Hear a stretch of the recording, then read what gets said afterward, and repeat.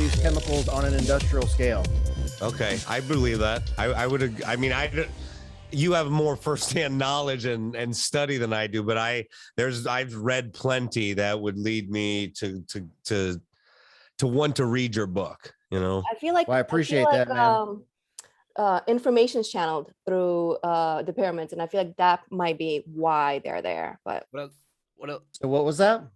the information's channeled from other civilizations, from other star systems, like Orion, for example. I feel like Sure. that might be why the pyramids were built, but who knows? Yeah, so I don't think their function is exclusive to the production of chemicals. I think they are multifunctional structures that served a whole host of different purposes. Well, the way the chambers are built, I believe in some chemical reactions were taking place there.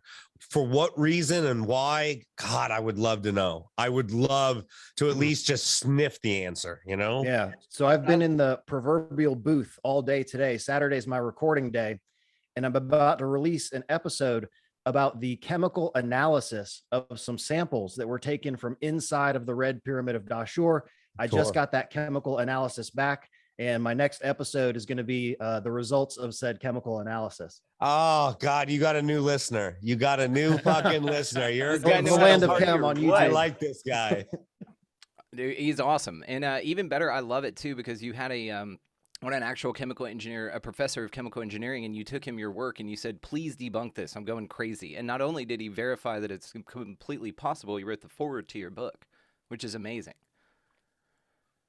Yeah, so I've basically subjected myself to as much scrutiny as possible from people that are academically and professionally qualified on these sort of things. And if you look at my Instagram following, it's all people that are in the chemical engineering field, engineers, chemists, et cetera, et cetera. What is your Instagram? It's pretty cool. What so is your it's all Instagram? the Land of Chem, like CHEM. It's a play on words like the land of chemistry, but it's also connected to the original name for the land of Egypt, which was the Land of Chem, KHEM. Oh yeah, you did trim your beard up. Yeah. Yeah. Well, what's up, everybody? We're live. It's good to see you guys. Good to see you too, Brandon. Just wanted to get everyone together, dude, and just do a hang. That's all this is. So if you're out there listening and you're just like, what are these guys doing? It's in the description. We're hanging out just because the fuck we can. And I love all these people. And so this is just a hang. Couple of new faces here. So do you guys want to even go around and introduce yourselves, or like who gives a shit about this? You just want to fucking talk about some shit? It's a lot of people. I'd appreciate introducing. Yeah, I'd like meeting people. I mean, there's some new faces here, so yeah, please. There definitely is. So who wants to start? Mark? Yeah, I guess I volunteered. Hello, everybody. I'm Mark from the My Family Thinks I'm Crazy podcast. I also work for the Tinfoil Hat podcast, and I have a podcast cooperative called Alt Media United. So if you have a podcast, hit me up and we'll get your podcast on our website. Fucking A. One of the coolest damn things ever, and I'm grateful to be a part of it. Speaking of grateful to be a part of it, Jay Hinahan, what's up, dude? Hey, what's going on, guys? Jay Hinahan, How to Kill a Sacred Cow. The womb broom. Yeah, see, I was trying to remember, like, Brandon had said womb broom last time, and I was like, what was that word he said? I got to remember. Speaking of crazy, your hair looks insane right now. Thank you, sir. Thank you. I've been threatened. Glorious. If the wife says just leave it, let it ride. This is how she met me, and so we're going back to roots here, and so it's great. Aww. Yeah, we're having a heat wave here on the East Coast. Mark, are you suffering as well under the heat wave? Yeah, it's hot. That's why I got the shirt unbuttoned. Yeah. Yeah. But yeah, it's great to be here. Thanks for having me, Brandon. Fuck yeah, dude. Come on. And then, dude, come on, get the fuck out of here. Natasha, thank you so much for joining us. Thank you for having me. So you could find me on my Instagram, Ascension Guide with a 0 instead of an O. And in the link in bio, you could find all of my links. Long story short, I specialize in helping people heal their traumas. And you could find my podcast called Greetings, Earth Family. And within that, season 2 is called Ascension Stories. Check it out. It's just a bunch of people that speak of their story of, I guess, going through ascension, you know, like kind of waking up, which I found interesting. So people don't feel alone. And that is also available on my YouTube channel as well. So you could get the video version. Hell yeah, you can. Natasha, amazingly sweet, unbelievably amazing. Like just you just have the most insight. You're just so sweet. Everybody loves you. And I wanted you to meet my friend Patricio. Patricio, what's up, dude? It's good to talk to you. Thanks for the shirt, I by the way. hear we're in the same borough of New York City. Oh, are you in Queens? I am in Astoria, as a matter of fact. Shit. All Yeah. right. Where I'm are in you? Ridgewood. I'm out in Ridgewood. Nice. Yeah, just That's so nice. I love people in the community kind of like, holy shit, what? Yeah, right. City? That's Small like world. still a thing. Like people are like still here. For real. That's what me and my partner feel like all the time. We're just like, everyone moved the fuck out in the past 2 years, and we just feel like we're the only ones out here, you know? That's how it feels. But you know, like to me, well, you know, whether I'm right or not, I'm not sure, but I feel like that's the case. Some of us kind of remained to like hold like anchor in the light, you know, because we can't all leave. No, not at all. and shit's gotten pretty crazy out here. So it's not like not like a laughing matter out here for sure. So it's like I work in Bed-Stuy, so I work at a local coffee shop and shit. So it's like getting to know the neighborhood and like getting to know individual faces and people that come in that live around there, and that are old heads too. So it's cool to get a mix of what's going on now and the history of everything in the city itself, you know? Right. It's sick. Yeah. But yeah, I'm Patricio. Like I own the brand Forgotten Youth out of Ridgewood. It's a lifestyle brand. Yeah, there we go. We're twinsies. Cool. Skaters supporting skaters. Damn straight. There we go. Yeah, it's just like a lifestyle community of like-minded individuals. Our goal for the brand is just to convey the importance of imagination and just like self-expression through whatever avenue you feel is the best for you. For us, it's skateboarding, surfing, music, and art. And our branding is very reflective of like esoteric knowledge, ancient cultures. Love it. Just bringing all that to a new light to like a generation of people that are not really aware of history at all or culture. So it's tough because people just like goes right over their heads sometimes, but it's a true blessing to be in the position that I am because we're just starting. I love your setup. I've seen your stuff, man. It's awesome. You guys still rip. Appreciate it. Yeah, thank you. I appreciate that shit. We've been around for 8 years now, but the truest form of the brand has just been a year old. So the transformation has only just begun. So I really appreciate you, Brandon, for having me on. Thank you so much. Of course. I'm trying to thank you, but I keep seeing Brian tear his studio down over there. No, I know. Yeah, I noticed my shelf was a little crooked, and I keep messing with it, and it just fell over. I dearly apologize. Well, you're next anyway. Brian Moreno, what's up, dude? Comedian Brian Moreno, filmmaker and comedian. Yeah, if there's one thing I noticed, like seeing all your introductions, like I am quite possibly the least interesting of all of us, but I think it's pretty cool how like we all represent like a different color of like the hippie rainbow. Like I think it's pretty cool, man. You guys are all so interesting, and I'm honored just to be here. Oh, this is handpicked. This is all on purpose. Everybody's here on purpose. So I mean, this is how this works. You guys know I'm like, what the fuck is that? Yeah, I just found myself here. Yeah, I actually won a raffle. yeah, you won or lost, depending on how you look at it. But you definitely won. Taylor Alina's hanging out. What's up, Tay Money? Oh, sweetheart, you're still not connected to audio. That's okay. But we do have Paranord American hanging out. What's up, brother? What are you doing, dude? Killed it on Tinfoil the other day, by the way. Hey, everyone. Thank you. It's good to be here. Yeah, I'm Paranord American, at Paranord American on Instagram. For you guys that don't know me, I've been writing and self-publishing comics for the last 10 years or so. Specifically about conspiracy theories and occult knowledge, and yeah, that one that Brandon's holding up right now is one that I actually collaborated a little bit with Mark on, called Geronimo's Grave. The only reason that comic actually exists in its physical form right now is because me and Mark sort of collaborated on that a little bit. Yo, that's awesome. Yeah, that's congratulations. Really cool. That's awesome. This shit awesome. It's legit. It's one of the most amazing things. Mark, thank you so much for sending this, man. And your protection, I appreciate it. It's right here with me all the time. Thank you, brother. It's amazing. Only found on what, Mount Vesuvius? What was it? Epidot. That's right.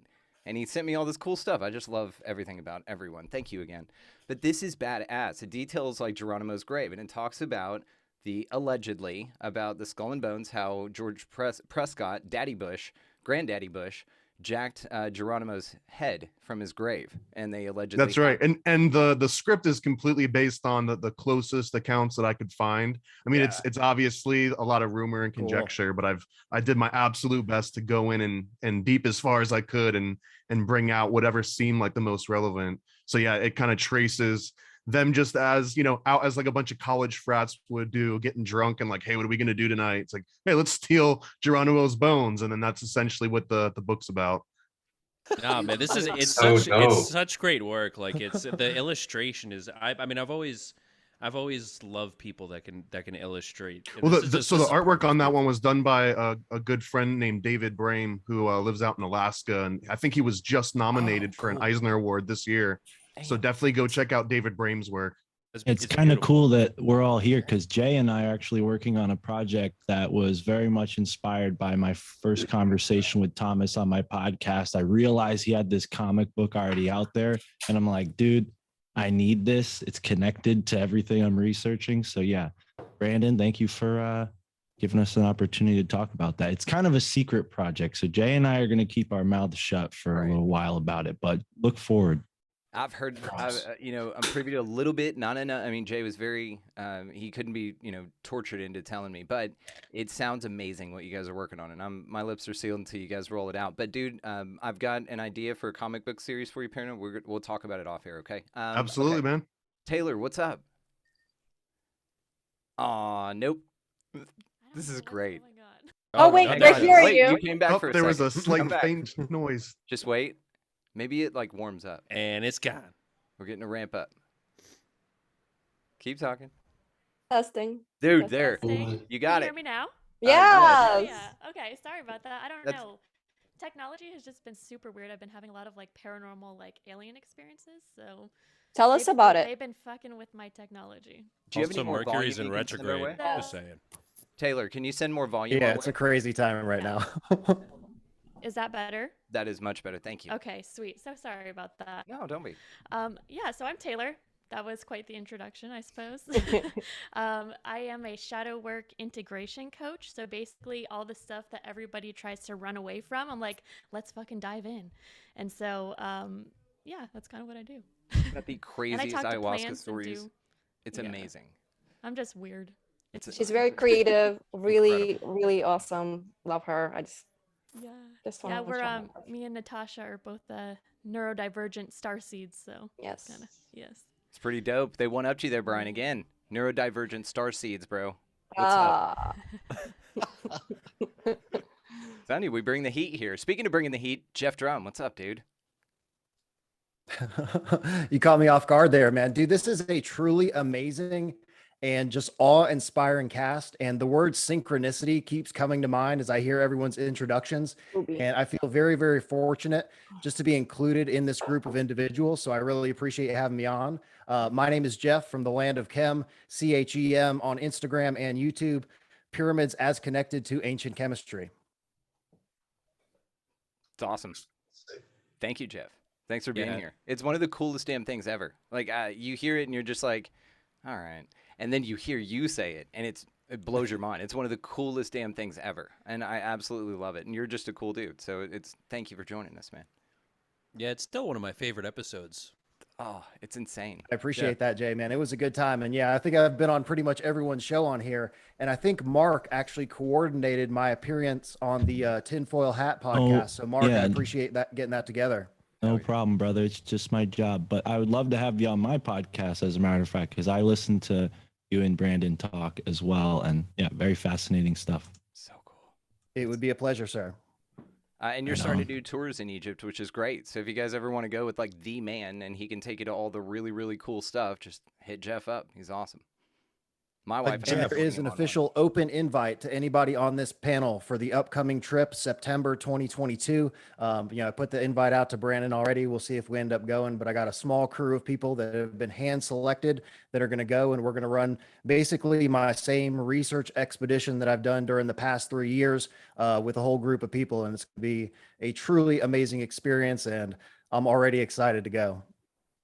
Yo, that sounds like an amazing trip, but how did you get down this path, Jeff? Like, what started you down this field of study? This is fascinating. That's awesome.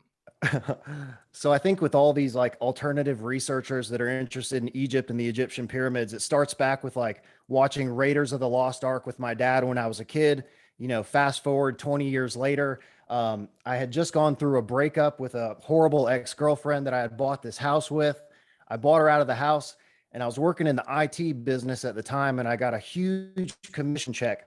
And I was like, fuck it. I'm finally going to go to Egypt and do something that I've always wanted to do. I was going to research the connection between the Egyptian pyramids and the production of electricity. But as I started to tour through Egypt, I started to see all of these different connections that led me down the path of investigating the production of chemicals on an industrial scale.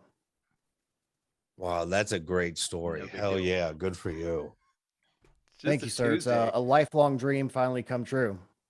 Yeah, I would like to do some type of investigative work at Göbekli Tepe. I'd love that. Would be down the same vein as what you're talking about. Oh yeah, and my research also took me on an expedition across Ireland in 2018, where I was investigating all of the ancient passage chamber structures like Newgrange, which I believe are also connected to ancient chemistry. Yeah, I mean, there's a lot of underground pathways through Stonehenge too. Oh that they barely even uncovered. Well, all of the structures are connected metaphysically via the Earth's electromagnetic energy field anyway, but there's connections. Are you really into the ley lines and whatnot? Oh yeah, for sure. Yeah. What's that place in Turkey? The underground city in Turkey. Yes. Darren Kuyu. Darren Kuyu. Yes. Thank you. What is the story with that? I know it's a little it's might be unrelated, but what's up with that? Well, nobody knows who built it, right? Yeah. Nobody knows the actual people who built it originally. And how does that just fly under the radar? Like it could fit 70,000 people.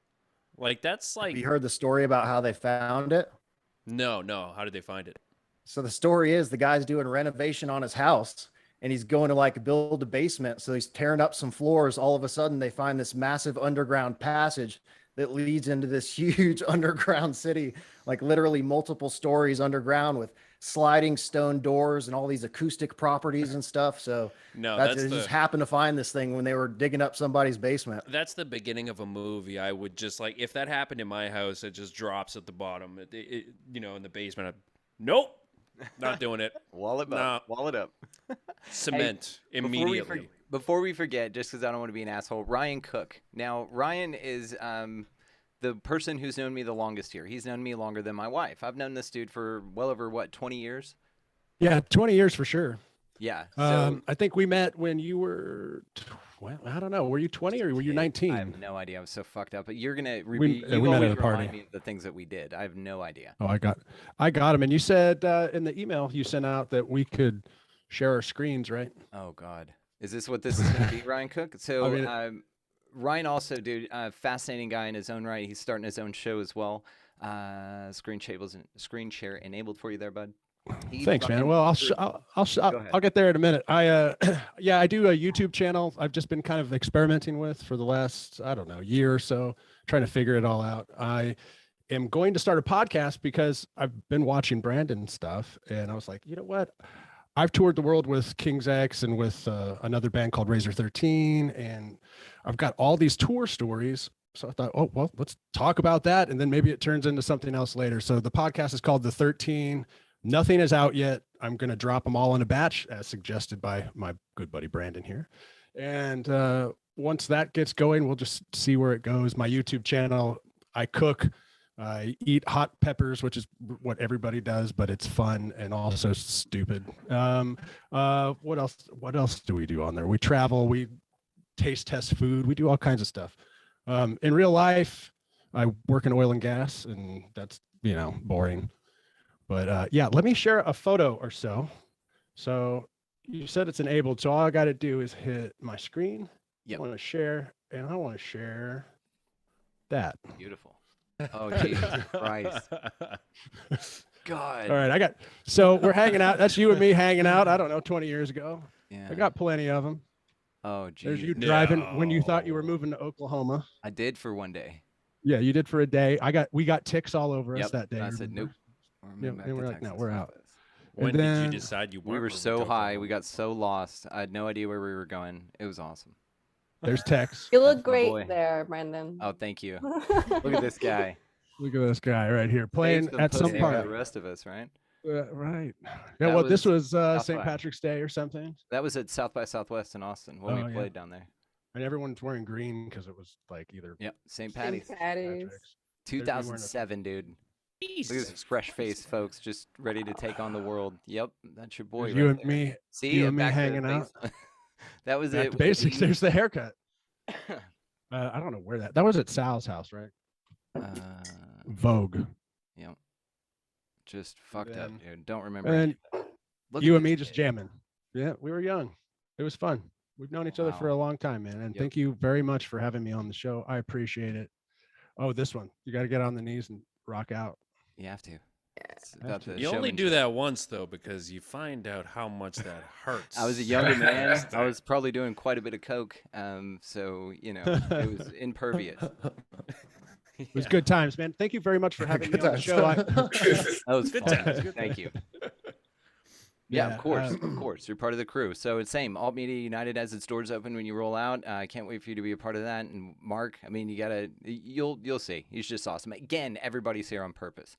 So ancient cultures, what's up with that, huh? I mean, are we talking plasma apocalypse? Is there just like a cycle on Earth that we go through? And it's kind of like I've referred to. I was just listening. Can I interject real quick? Because I was just listening to Coast to Coast. They have some really cool archives you could find of Art Bell interviews. And I found a Zachariah Sitchin interview I was listening to. And he's talking about the 12th planet. He's talking about Nibiru. So that's maybe my question is, how far do you guys take the timeline back? Anybody can answer this, but do you, and when you do take the timeline back, do you factor in the 12th planet, ancient alien theory, or are we not in that camp here? Because I think that's kind of a contentious point when you look at the ancient theories of human origins. Well, it's wild, and it goes so damn far, and you can take it as far as you want. And so, what I kind of have been thinking of it lately is that it's like it's like a speed dating thing here, and maybe like something like the precession of the equinoxes marks a certain long stretch of time that just cycles back through. And that's what like the Hopi talk about the world ending. This is on our 5th round or whatever. This could be also an explanation for all the megaliths and buildings that we see. They're basically, folks are just wiped clean here. This could also explain like what's referred to as the migration of species, something that the Aztec and Maya went through where all these folks just disappeared. So all of these things are very interesting. And I love the idea of something cyclical coming back and just, like Tool's enema, learn to swim, dude. It's gone. It levels everything. Humans, it's like your time's up. We're going to grow huge trees in the next one like we did back with Devil's Tower, because that's what that is, and all of these cool things. And we're going to bring giants back because that was a lot of fun. And we're just going to clean the slate and do it again. Maybe that's what happens here. And this theory of like this plasma apocalypse and this cyclical ending and beginning and death and rebirth, this toroidal experience idea that we've got, I love the shit out of it. So it's all awesome to me. I like the idea and this could, be represented by something like Nibiru, because the thing is that it comes back. It's bigger than Jupiter. It destabilizes everything. It's got a huge, barrage of fodder of asteroids in front of it to just slam into everything and pulverize everything. And it kind of does what we're talking about here. It would, make this place uninhabitable. And then whatever they either wanted to put here or survived underground emerges again to start over. Oh, man. The Hopi ant people. I think it's incredible to think about the amount of lost knowledge that there's been on this planet. Yeah. It's like we can't begin to understand, just like our brains aren't even capable of understanding how much lost information and civilization and culture has been destroyed on this planet. Like we can't even begin to comprehend. And how fragile it is and how easy it would be to lose, like what takes us thousands of years to get to, it could be gone in an instant, and it would take you how long to rediscover all of these facts of life all over again. Yeah, which and would be the reason for building gigantic structures that can't be destroyed by time, yeah, that and you There you you go, build buddy. those to preserve it and make sure that people in the future go, what the fuck is that thing? Maybe we should look at it. And that's kind of one of the ideas, right? That they had all this awesome technology, and then they all got wiped out, and a few people happened to escape underground in a panic, but they didn't know how to do stuff. Let's take it, for instance, today. Let's say that there's 7 plus whatever billion people on this planet, and it's reduced down to like 1,500, like one of the numbers estimates thrown out for what happened at the end of the Younger Dryas. So if you take our population down to that, I don't know how to make a cell phone. We're done with cell phones. We just don't have that technology anymore. You know what I mean? You think of the amount of craftsmen and about the amount of knowledge and work that just a population this size possesses. And if you eliminate all but the smallest little cunt hair of a percentage of that, then you're fucked. As far as like, I don't know how to make a car. I don't know, how to make a podcast, anything other than just clicking record. We just don't have these things anymore. I don't know if anyone here has ever worked in the government before, military or anything, but anyone that has knows there's always been like a room or a computer somewhere in the back where they're like, don't touch anything in that room, because whoever knew how that worked like died 20 years ago, and it just keeps working, and just like multiply that times a million across the world, right? That's one of the funniest fucking things. Exactly. Yeah, man, I work for a VA. I just took over a warehouse a few months ago. And dude, no one had touched anything in the back room for, well, it was fucking 30 years. I found floppy disks manufactured in 1991 that people walk, and I was just like, wait a minute. This can't be fucking real. I took pictures and I was like, so what do you guys want to do this? You want to save it, or are we throwing it away? Because you know what I mean? It's but yeah, there's a lot of that. It's crazy. So in terms of that ancient alien question, I think Jay was alluding to kind of my research, which focuses on the end of the last ice age. And, at the end of the last ice age, there's this massive cataclysm and an exodus of an advanced civilization fleeing from North America and arriving on the coasts of Africa and Europe and South America. And they start implementing their knowledge, that their cumulative knowledge of this ancient civilization, into structures that were designed to help them reestablish themselves, specifically around the Nile River Valley, with the production of chemicals in the Egyptian pyramids. So they're very simple structures that utilize like basic physics to produce miraculous chemical reactions. And it's very, very simple stuff. But again, they were designed to be indestructible, and they're still here today because their civilization went through a massive period of destruction where everything was completely wiped out. So Natasha and Taylor, maybe I want to bring y'all in on this from a different perspective. So from your vantage point, you guys have access to information that I don't. And so I feel like you guys have like an insider, that you can ask these kinds of questions to, like, what's the shape of the earth? Is it flat? What's going on? Are we brains in a vat somewhere? Just tell me the truth. You know what I mean? And then the question also becomes can you trust what they say? So have you guys asked about any of these questions, the stuff that, they would need to be omnipotent, or at least have a higher dimension capability, if you want to look at it that way, to be able to answer? What do they say about this kind of stuff? Well, give me one question, and I'll tell you. Is there something to what we're talking about here, about some ancient past and then a cataclysm and then knowledge being lost? Is there any insight that they've given you, like anything? So I don't have a they. I have a clear cognizance. Basically, I'll just know stuff, but that does not mean that I know everything. Not at all. But there's certain things that I'm just like that. Or I'll hear something and it resonates so deep, like my cognizance, I feel like filters through my heart, or maybe the neurons in my heart, something in this area right here knows stuff. And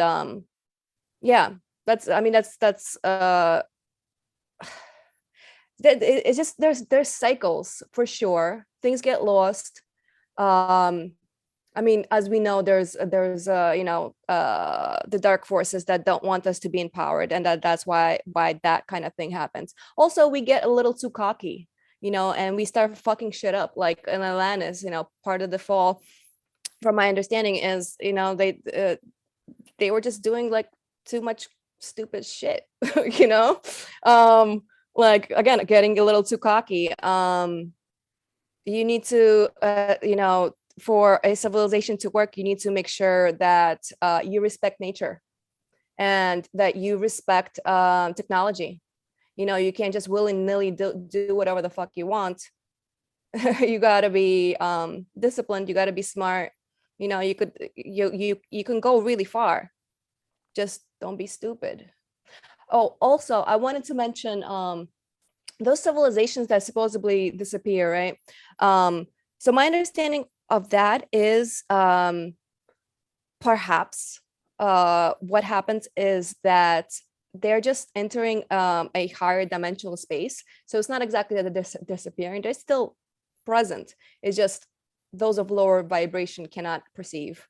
So do you think that there's a place that they're all at, kind of like a real life Indian in the cupboard, which is a super inappropriate name, and I know that. And I apologize for everyone that triggered. But the Indian in the cupboard. Did you guys ever read this book in school? Right, where you open at the cupboard, and there's like Indians and soldiers, and there's all kinds of different figurines in there, and then they're all like real or whatever. I used to have the cupboard and the action figures. I used to wait for them to come to life. Like, where's Owen Wilson?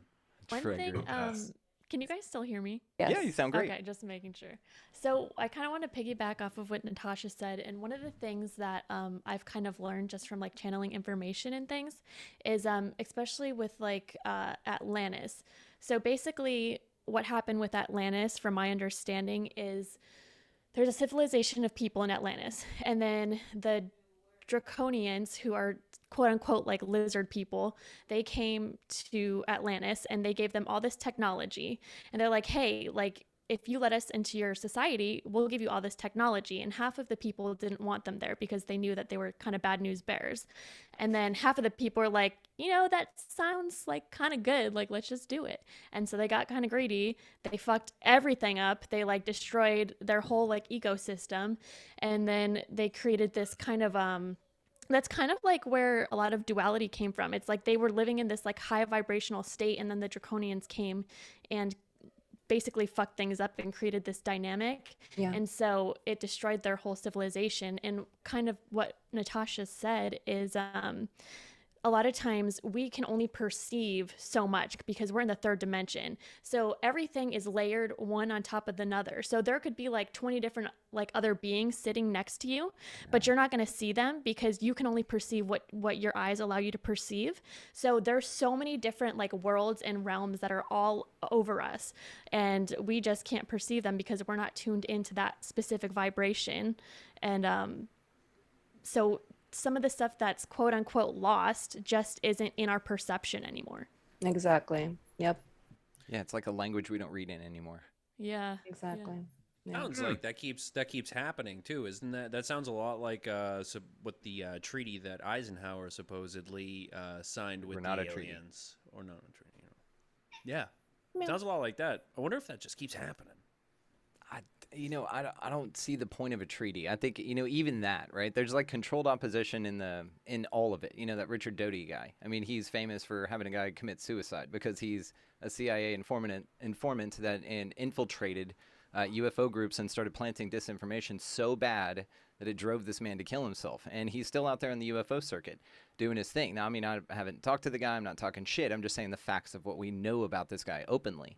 And so it's interesting that even that, like, there's stuff that's planted. And this is why I say, like, what can you trust, right? Like, how do you know? And so this is the other thing is, just we don't have to switch gears this far, but when do y'all think the fake alien invasion is going to take place? Next week? Pretty soon. Next week? They're ramping it up, right? I feel like a year. Is it going to be a year? Yeah, I feel like not yet. I could be wrong. Well, you look at, Project Bluebeam. Sorry, go ahead. No, please. No, I was just gonna say, like, these motherfuckers are trying monkeypox. Like, they're right. It's not. Yeah, it doesn't like, smell desperate enough. Alien invasion is like tomorrow.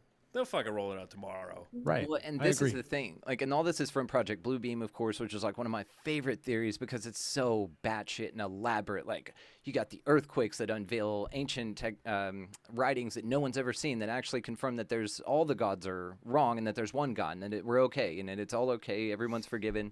Then they have the sky to skull technology that can talk to you through your appliances, through satellites. And this was revealed by Sergei Monast in the 1994-96 when his book came out. And then he mysteriously died of a heart attack like right after, and a bunch of contact with the CIA.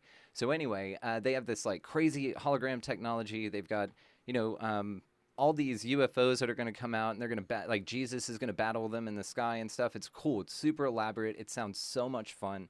Like if you're going to be faked out by your government, I'd like to see my tax dollars go into something that's at least going to entertain me. And I think that the entire reason it's taken this long, it's not the sky to skull technology. That was easy. They got that from the Russians. It's not all the UFO technology. They've got that. It's really what it is it's taken forever to scrape all the swastikas off the side of those things, because that's where they got those damn things. Thank you, Jay. Pretty much. I want to point out too that the government is still trying to catch up to what private industry can do in terms of like visual effects and whatnot. So like even if the government at one point they might have had the edge on like the special effects in the stage at maybe Roswell 60s, maybe 70s, but now in modern day, I mean, there's high schoolers that can probably pull off better visual effects with like Instagram apps and filters than someone in the government could ever hope to. So well, that's why Chinese are making such significant advances, is because the government's control of the private sector. Well, yeah, control. That's a point I'd want to bring up. This event that you're speaking about, it would happen in order to put people in their place, in order to regain control, in order to put things back in order. COVID did that better than they ever expected. Like the amount of recession and the amount of people getting put back in their place over the next 2 years. They're not going to need an alien invasion. I think this is funny you say that, because I think that's exactly what it's going to take. They're like gas prices, baby formula, all this shit, right? They're just little. Well, no, they're just so like things are going to spiral as they have been society wise, and when individuals were starting, the whole Icarus thing, they're starting to fly a little too close to the sun. The sun reminds you who's boss, and that's the government. That's the forces that be, the Illuminati, whoever you want, whatever invisible figure you'd like to point to. Well, that's when they all get together and just say, we just need better funding for a better pair of wings next time. Yeah. So yeah. I'm boundless optimist. You guys know this about me. I think that the other side, or the dark people, the Klaus Anal Schwabs and stuff like that, they are here to motivate everyone and to wake them up. Because what COVID also did, the example is in cymatics. And I'll just say this real quick because it's a great example. It's a speaker underneath a solid piece of metal, and then you sprinkle granules of something, sand, salt, it's whatever. amazing. It's amazing. And so picture this is what we're all experiencing right now. And really, it's a level up in tone. So we were set at a pattern where we had pedophiles that ran the government, inflation was out of control, the movements that destroyed the family of everyone and divided everyone even further worked so well that at the time of this dissonance change, what we're experiencing, and I think 2020 till about now, who knows how long it'll last, but that's when the granules are moving around and bumping into one another and reforming into the new pattern of the new tone that's being produced, which is the new energy of Earth. This is just the way that I feel about this, and cymatics is just a great visual representation for it. So with everything destabilizing, I look at the Klaus Anal Schwabs and stuff like that as employees. They're employees of this place. They're teachers. They're here to teach you and give you an option of something super shitty, super obvious. It's like, do you want to pick this? And you're like, I don't want that at all. And so you go create the right thing, or the thing that's best for everyone. This is just how I look at it. And so all the things that are destabilizing, especially like a faked alien invasion, it's all the cards are like they're throwing it all in because they have to. They know that it's over and that the tone's reforming into this new beautiful pattern. And the last little pieces, and that's why you see it get so damn ridiculous. It's just so crazy. And the crazier it gets, the more Icarus already traded his wings out for Falcons and the Avengers, and we're good to go. You know what I mean? So speaking of ridiculous, can somebody help me understand this baby formula lacking thing when we have hands and we have the ability to read and search on the internet? Why can't people make their own? Can somebody help me understand this situation? I don't understand. That's the question I've been asking. You would think they would be blows my people to make fucking mind. Organic, nutritious food for their babies. That's what I'm saying. Get some carrots it's and some other upsetting. apples and mash them up. I mean, It's pretty You know, sad. That's It's what I would say. upsetting. my mom and I were talking about this. She couldn't breastfeed us as kids, so that wasn't an option. Also, my younger brother was super lactarded. He just could not have it. He couldn't handle any of it, Lactarded. and he just like couldn't handle it. So it wasn't a source of nutrition to him. So actually, she had to go that route.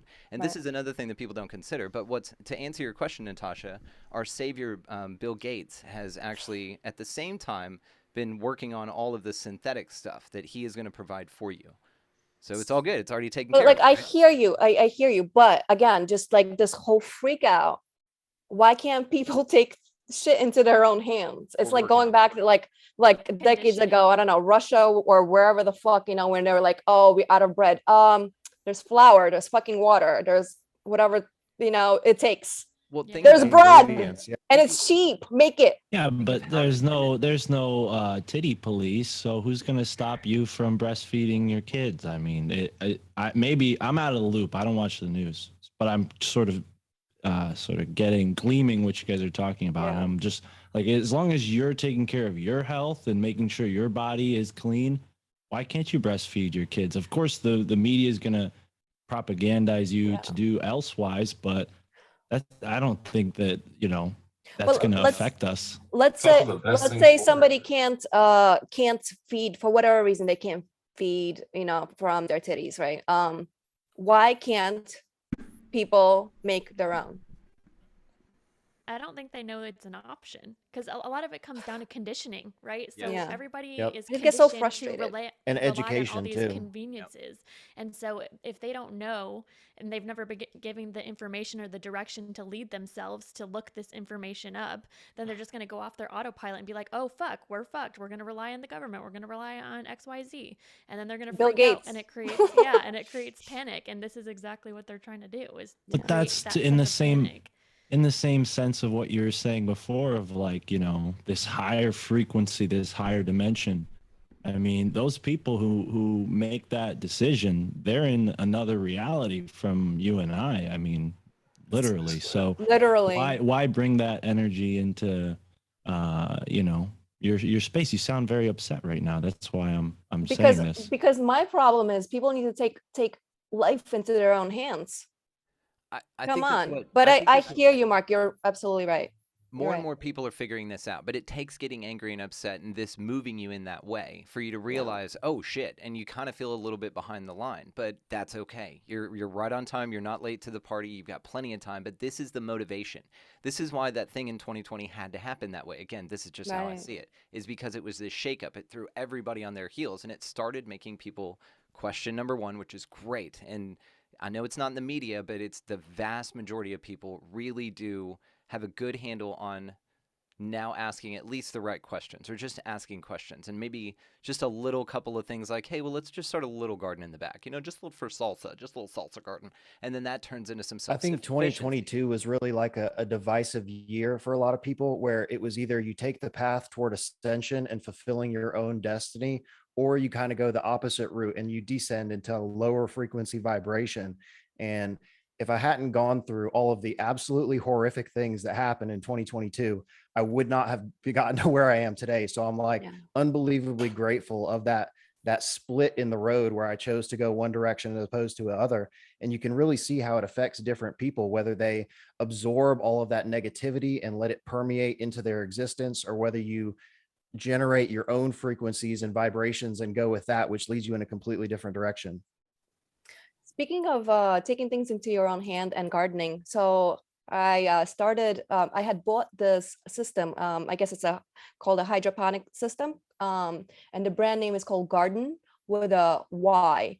And basically, it's like this wide, let's say 6 feet tall or so, and there's like, let's say 6 tubes, and each tube has a bunch of little things where you could like plug in a cube or whatever with seeds in it. So I did that about half a month ago, and things are already starting to grow. It's the cutest thing, and I'm so excited. A friend of mine has been doing it for many months, and she's like, so much grows that I have to like give it away to everybody. Gardening is amazing. Have you ever seen those time-lapse videos of plants like moving around, and you can really see the life in those things? You know, you look at it and it feels like just a still thing that's not really alive, but you see them in the time lapse and they move and they talk to each other and they communicate, and it's like it's really, really cool to see plants interacting together. It's pretty amazing. It's so It's amazing. funny because we just started growing a garden on our fire estate not too long ago, and so we just have like San Marzano, tomatoes, like basil, real good shit. Not gonna lie, and then we got a lot of seedlings that are just starting to sprout. So like just taking care of them every day, it's like a level of responsibility that you'd never think that you needed, because it's just like you were just saying, like it really. It's amazing. Another level of perspective watching these plants interact like with you and with each other in the environment around. It's crazy. Yes. And with this system, you control it through your phone. It waters it like I went for the option where everything's taken care of. So it waters everything, you know, at its own time when it's supposed to. The light is set up in a way that is most productive, you know, for their growth. It's just so exciting. So cool. I highly recommend. Reach out if you need the code. You could get like I don't know, I think $175 or something like that with the code. Or go to my profile and you'll see on one of the stories, highlight stories or whatever, you'll see like go to garden, click on that, and you'll see in one of the stories, you'll see the code. So if you want a little discount, if you're interested. Camo. Thank you. That's awesome. Yeah, and it's self-sufficiency, but it took what happened for people to start doing stuff like that, and it wouldn't have happened before. You know, people were just fine drinking the new Budweiser and, you know, watching the Real Housewives of whatever. And then this tone change happened, and then the lizard people who, you know, again, my perception is this: if we're all one, that you follow this unity consciousness model, which nobody's proven, but it's my favorite. If I had to pick like you know, if I had to be choice with it, that's kind of the one I like. And if that's the case, then at a level, it's all you. And so really, you're just teaching you how to be a better you and how to be a better experiencer of yourself. And as a collective, we're collectively creating our experience here. And by shakeups or these changes, you know, that occur, this is what vibrates us into a new pattern. And so it's like one of those, you know, electric football games for a minute. And then everything just kind of you know, the dust settles, and now we're in a bigger, better place where we've created something new. Now, this split that Jeff, that you're talking about, is very visible here, but it's a mindset thing, you know. And Mark, you and I have talked about this with the smart city rollouts, and I'm hoping they just leave us hippies alone. They can have their damn cities, and we're going to go do our own thing. But this split is what Dolores Cannon's work is all about, you know. And she was talking about this back in the 80s and 90s, you know. It's about this like 3D, 5D, and I know everybody's tired of hearing that, but we're seeing it in front of us. But it's just a state of mind. Jeff, like you said, it's a decision on a road that you took, and you were just like, you know what, that one's cool. It's got mushrooms everywhere. I'm gonna go check that out. Yeah. Something that I've been reading about like a lot lately. It's my fourth time reading it. It's the Law of One, like just the first volume, and it's like everything that you all are talking about, just the split and everything. The more and more I read it, especially now that I'm rereading it again, like after so many months of just like letting it marinate, it's just making a lot more sense. And it's like the more and more they're talking about, like that book has been brought up to me so many times recently. I think the universe is signaling me. Yeah, there you go. Sure. It's a beautiful fucking book, man. Yeah, get it. It's really inspiring, and especially. Are you all familiar with this book right here? The Kabbalion. Oh, yeah. Hold it up. I've never read it, but I understand that it is basically the info, the info that we're all looking for. This is the stuff that most of us already know, but this is like, you know, written in a book, and it's just like really like legit, like put together really well. And it has the what is it? The laws of the universe or whatever it's called. If you could help me out with what it's called. So it's the 7 principles of Hermetic philosophy, and it's those intrinsic laws of the universe, which we all know essentially in our daily lives. But it's probably the most prolific esoteric book that really started my introduction into all that type of literature. And I just really, really highly recommend it. It's a great read, and it's something that resonates with you across the board on all levels. So it's very, very cool. What it is also it gives called? you some understanding on the inner workings of the universe. Could you put it up again? What's it called? The Kabbalion. Yeah, it's called the Kabbalion, or the Kabbalion, Kyballion. and it's written by an anonymous group called the Three Initiates.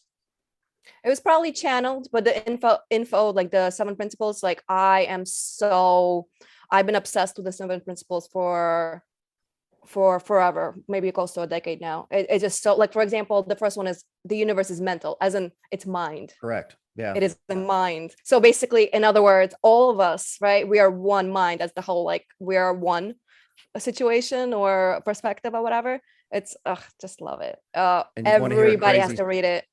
a crazy story about how the universe works in mysterious ways and how it connects to the 7 principles. So when I was putting together the research for my book, I consulted with my dad, who's a retired colonel in the US Army.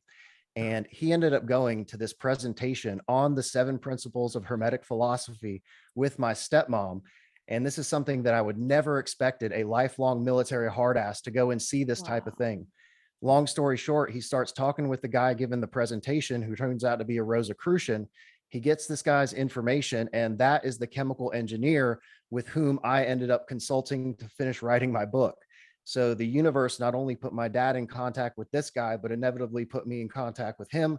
And had I not been in contact with Ed and had his intense professional scrutiny of my material, I never would have written the book. So love it. Yes.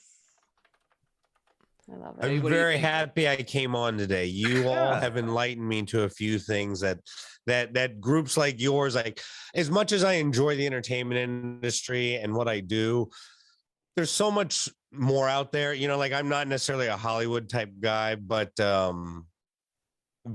it's simply the vehicle in which I tell my stories and I do my art. But I think some of your brains are a very beautiful place. I just want to give you all a lot of credit. And beautiful people, such amazing intellectuals. And again, I feel so honored to be included as a part of this group. It's just, it's been an amazing week. And this is just kind of the culmination of a fantastic experience. That's what this is all about. It's bringing people together. I've said this forever. I'm going to say it again because I can't go a panel without saying it. I am a magnet for incredible people. And I selfishly want all of the people that are magnetized to me, all the people that I know, to know each other. That's the point of these things. And it's to grab a bunch of you folks. I know the chemistry here, and I'm just like a mad scientist at this point, just kind of throwing everyone in these rooms together. And it's all about chemistry. Honors, one of the greatest honors of my life. Look at that. Land of Chem slipped it in. Ba-dum-bow. He's on. But that's what this is about. And so please exchange contact info. We'll do we'll run for a little bit longer here, and we'll do like an after show if you guys want to stick around after we cut the live. And it's just a hang. But this is what I'm talking about. This thing here that we're doing is the 5th dimension. We are creating this. This is how I look at this. Klaus Daniel Schwab has given us an alternative. He's given us an option. He said, hey, you can have this if you want it, but we don't want it. We want what we want, and we're going to create that, which is what we're doing now. That's what the point of all of this is. We're connecting across the country, across the globe, and this is what we're doing. And we're not, it's cool. Thank you. No thanks. Thanks, but no thanks. We're going to go do our own thing. You guys can have that if you'd like, but we're going to not do that. But it's going to take us doing things like this and coming together to create that. And that's what we're doing. So welcome. I'm grateful that all of you are here. Thank you, Brandon. And if I any of you appreciate you and everybody going here. to Egypt, hit me up. Yeah, definitely gotta do the Egypt thing, dude. We will go over there with you for sure. Jay, dude, what the hell are you doing? You just had Tommy on. How was that? I saw his wife Shelby came in and ended your conversation. I love that. I love her. I struggled with whether to keep that in there or not. I split the difference. I edited it out in audio because it was easy, and I just kept it in there. That is so cool, Jay. Yeah, no, he's just a beautiful fucking guy. You know what I mean? And he's super. I can't believe that he's as old as he is, but he's still on. You know what I mean? Like, he's still doing his fucking thing. He's like on TikTok, which I still can't fuck with TikTok. I still can't even like. Dave's not here, man. Yeah. Can I just say, on a whim, like a year ago, right? For Sam's show, I was like, what if I because I was on Instagram, I saw something Tommy Chung posted. I'm like, what if I just see if Tommy Chung would do a podcast? And next thing I know, he's a podcast magnanimous. Like, he's all over every podcast. So I'm not taking credit for that, but I will say, I think I initiated the Tommy Chong wave across the conspiracy podcasts. Yeah, it's kind of an odd mix, but he fits in somehow. That's super cool. Yeah. I love that. Well, his email's out there. You could find it. It's not hard. Yeah, I'll put it in the chat. And he's great. And his manager got back to me in like an hour. And I'm like, that's the quickest anybody ever got back to me for a podcast. Although I did, it's funny too because like he started getting into like a couple of very complicated stuff at the end of the podcast, and he started getting into like Ukraine and masks and stuff, and I was like, oh shit, I don't think he knows where he is. Like, what I don't think he knows what podcast he's on. But I didn't want to I'm not doing this with him right now. You know what I mean? Like, I didn't want to push back, but I was just like, it was such a good vibe, and I didn't want to ruin it with my bullshit. Yeah, you're texting Shelby, hey, come get your man. I'm done with this. Come get your man. And him and his wife are so cute together, man. Yeah, that was so cute. Yeah. They're amazing. Like, they're all over TikTok. They're just like dancing in the street. He's like chasing her around like an old horn, like a young kid just getting some strange. I mean, he's adorable. And yeah, but just it was an awesome interview. I loved how you introed him too. Tommy, will you do it, please? Oh yeah, Tommy. That's what I do on all my fucking podcasts. I know, but I do nice, the thing. Man. It was so good. I throw it in. Awesome. Yeah, no, I throw that into. I do that for everybody. It was just cool. But he's also got good vowels, right? You don't always get lucky with those vowels. You know what I mean? You could take advantage. You could, yeah, exactly, right? You just you elongate those. Sometimes you get like loco rotondo, and you're like, what the fuck am I gonna do with that? Do Isaac Asimov. Have some spice. Yeah. Say Isaac Asimov. Do that one. Isaac Asimov. I couldn't do it straight. You know what I mean? Like, beautiful. Yeah, that was a good one. I gotta warm up first, man. You can't just like throw it on. It's like I put you on the spot. You did put me on the spot. Sometimes I forget too. Like, we do this show Horns Up. It's Andy Rowe, Shane Newsom, Dan from Return from the Ashes, and Jeff from Shadow Band. And so Shane, he's this fucking incredible dude. He writes 2 fucking songs for every podcast that he does. It's insane, and it's impressive. It's good. Yeah. It's high level. He's like, this dude is like 1 in a million type of guy. And anyway, I forgot that like you're supposed to warm up before. So I was trying to lay down some vocals, real quick. I'm like, oh shit, he's been like hounding me for a week to get this. So I'm like, all right, real quick, I'll fucking get on the computer and start doing it. I was like, like you are supposed to warm up for this. And I kind of hurt myself. Dude, I got to hook you up with Ryan. Ryan, you should go on there and tell some of your metal stories, man. Oh, Ryan, have you ever seen Corey Taylor's neck? Yeah. I have. That's what you get, dude. That guy has a thick neck, man. It's like a tree trunk. That's what you get from a lifelong headbanging. Yeah. It's like it's fucking awesome. I was thinking too. Ryan, yeah. So I was actually just thinking like, I would love to listen to that podcast. One, just it sounds like something I'd be interested in. But also, there's some times where like I just want something light. You know what I mean? That's not fucking all the shit that I listen to. So it's perfect timing. When are you gonna drop it? I got two more I guess episodes to do, and then I'm just gonna go ahead and let those out. I'm just gonna do 4 right off the bat because, like I said, I'm a YouTuber. Let me rephrase YouTuber. I'm a wannabe YouTuber trying to add more content to YouTube, and then I stumbled into this because I've been listening to Brandon. I've known him for 20 years, so I'm thinking next month sometime is probably I got a one last episode with the actual famous person, because everybody else I'm interviewing is just kind of like my buddies. We've toured together, but I have a famous guy that's coming on, and I wanted to wait to do that because I don't really know what I'm doing, right? I'm just trying to figure it out. I'm failing and learning every time I fail, which is great. And I'm excited to get this guy on, but I wanted to save him for last in case I kind of, messed it all up. Yeah, no, I know exactly how you feel. You wouldn't. But yeah, go ahead. No, I was just going to say, have you ever heard of King's XJ? No. Okay, Doug Penix is who he's talking about. He's cool as shit. Last time I saw Doug Penix, he gave me a little bowl it was a pill that was just weed. And he was just like, here, take this. I was like, okay. Yeah. And I opened for you guys at the Aardvark in Fort Worth. That was a blast. And y'all stayed at the house. It was That's right. great. Yeah. And so he gave me that this was little Razor ball, 13. That was I don't remember. Yeah. Anyway, cool. No, yeah, it was all of his Forget stories. that all you guys are musicians too. That's awesome. Yeah, it is. Yeah. No, do you play too, Jeff? The skin flute. Me? Yeah. Do you play? Hell no. No, I don't know. I thought you maybe did. I did. Just I used to do some DJ stuff back in the day, but you strike me as the guy that would play. Yeah. Yeah. He's like the pyramids, chemical. He's spending too much time on those guns to actually learn an instrument. there's no such thing. That's right. I used to be much bigger back in my 20s. That's what they all say. Brian, what instrument do you play, dude? Aren't you a musician? You're on mute. Oh, no signal. Hang on. We lost you. Oh shit! There you go. I was on mute because I was listening. No, I don't play. I got into comedy because I'm not musically inclined, and a joke is the closest thing to a song that can like immediately change the energy of a room. You know, like you could be literally at a funeral and someone plays a great song and the vibe is different.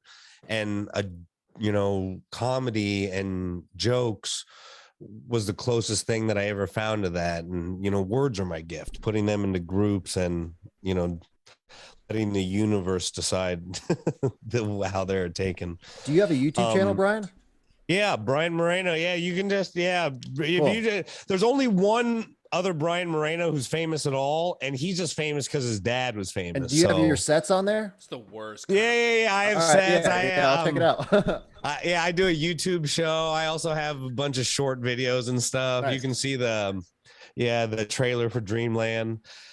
And but I have to say though, when I started comedy, I was a DJ at a strip club for like 3 years. So that kind of makes me a musician, right? Absolutely. Right? That's what I meant. DJs are totally musicians. Well, I was a strip club DJ. I wasn't even a DJ. I was a strip club DJ.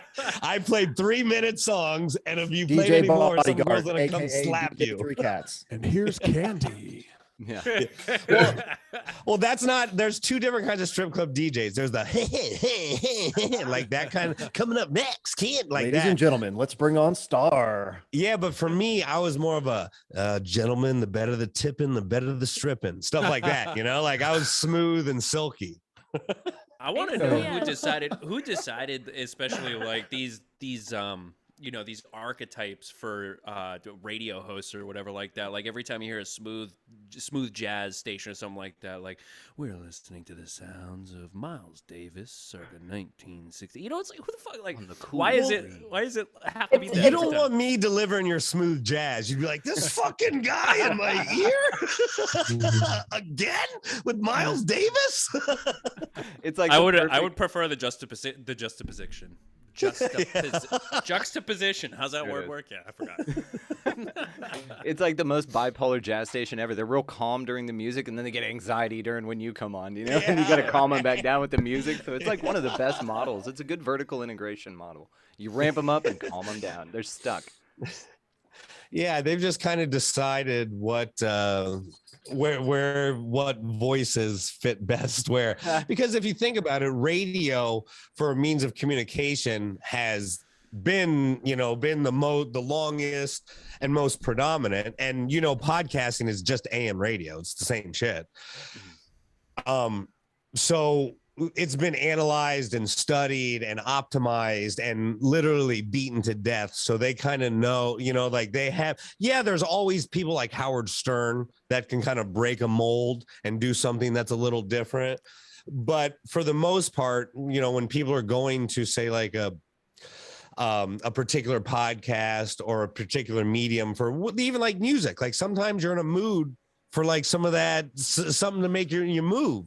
And sometimes you're in the mood to play something to get you laid. It's like very different, so like if you're like, so I think the way people receive the human voice. And like you were talking about, Jeff, earlier, and I thought it was extremely poignant about the way we receive certain vibrations and energy. It's up to us to determine how, like, it's the Freudian theory that we see everything through filters. It's how we filter it, how we process it, and how, you know, we give back the same or different type of energy. And sometimes it's also about how we're receiving things. Like, we're not able to receive certain things at certain times in our life just because of vibration, or because of, you know, like different things that are going on in our brain, the way the synapses are firing. Brian, you said something I wanted to piggyback off something really quick, because you mentioned that you telling jokes and arranging your word is like the closest thing to a song, but that is like so incredibly close to it, just because you're not singing it. Because you think about music and comedy, they follow the exact same rules. It's about following the cadence of the room. So if if the audience wants to listen to smooth jazz, the announcer is going to almost talk in that same cadence and BPM of like 70 BPM to 80 BPM. They're not going to go up to like 120 or 140 like you might hear on like a shock jock station. But at the same time too, like comedy and announcing and music, it's about setting expectations and then fulfilling those, subverting them to kind of like play with the emotions of the audience. And it's the exact same thing. Music, comedy, rhetoric, it's all like that exact same skill, just applied in slightly different disciplines. Supply and demand. Yes, that's a very eloquent way to say it. Thank you. That's very eloquent. I was going to point that out too. That was a very poetic way of putting it. That was freaking beautiful, Brian Moran. Yeah, this guy's very eloquent. He has like an Action Bronson vibe going on. I dig it. Yeah. Taylor, you were gonna say something. I feel like we were talking about strip clubs. I was just gonna say I was a makeup artist at a strip club for a while, and a makeup artist at a strip club. That's a nice fucking strip club. I've been in a lot of shitty strip clubs. Trust me. It was a shitty strip club, and they were trying to make it nice. Usually, it's just the person that turns the lights off. Yeah. We had this one DJ, and he did like AM radio during like 6 a.m. and then he would come to the club and like DJ it. So he had this like Barry White voice, like announcing all the girls in this like really ghetto strip club, and it was just fucking hilarious. It sounds like a gaggle of like fun. Like, what's your favorite story from that place? Oh God. Just your favorite. My favorite. I broke up a lot of fights. So I broke up a lot of fights in the dressing room because I was makeup artist / house mom. So there was a couple times. There was like this old stripper, and then there was like one of the younger strippers, and they were like getting into it. There's always an old stripper. I was just about to say, always. Yeah, always. And so she was like drunk and just whatever, causing problems. And the young one was just not having it. And she's like, "You old ass bitch, like come here and say it to my face." And they were just like, they were getting into it. And I was like, there a Z? Security.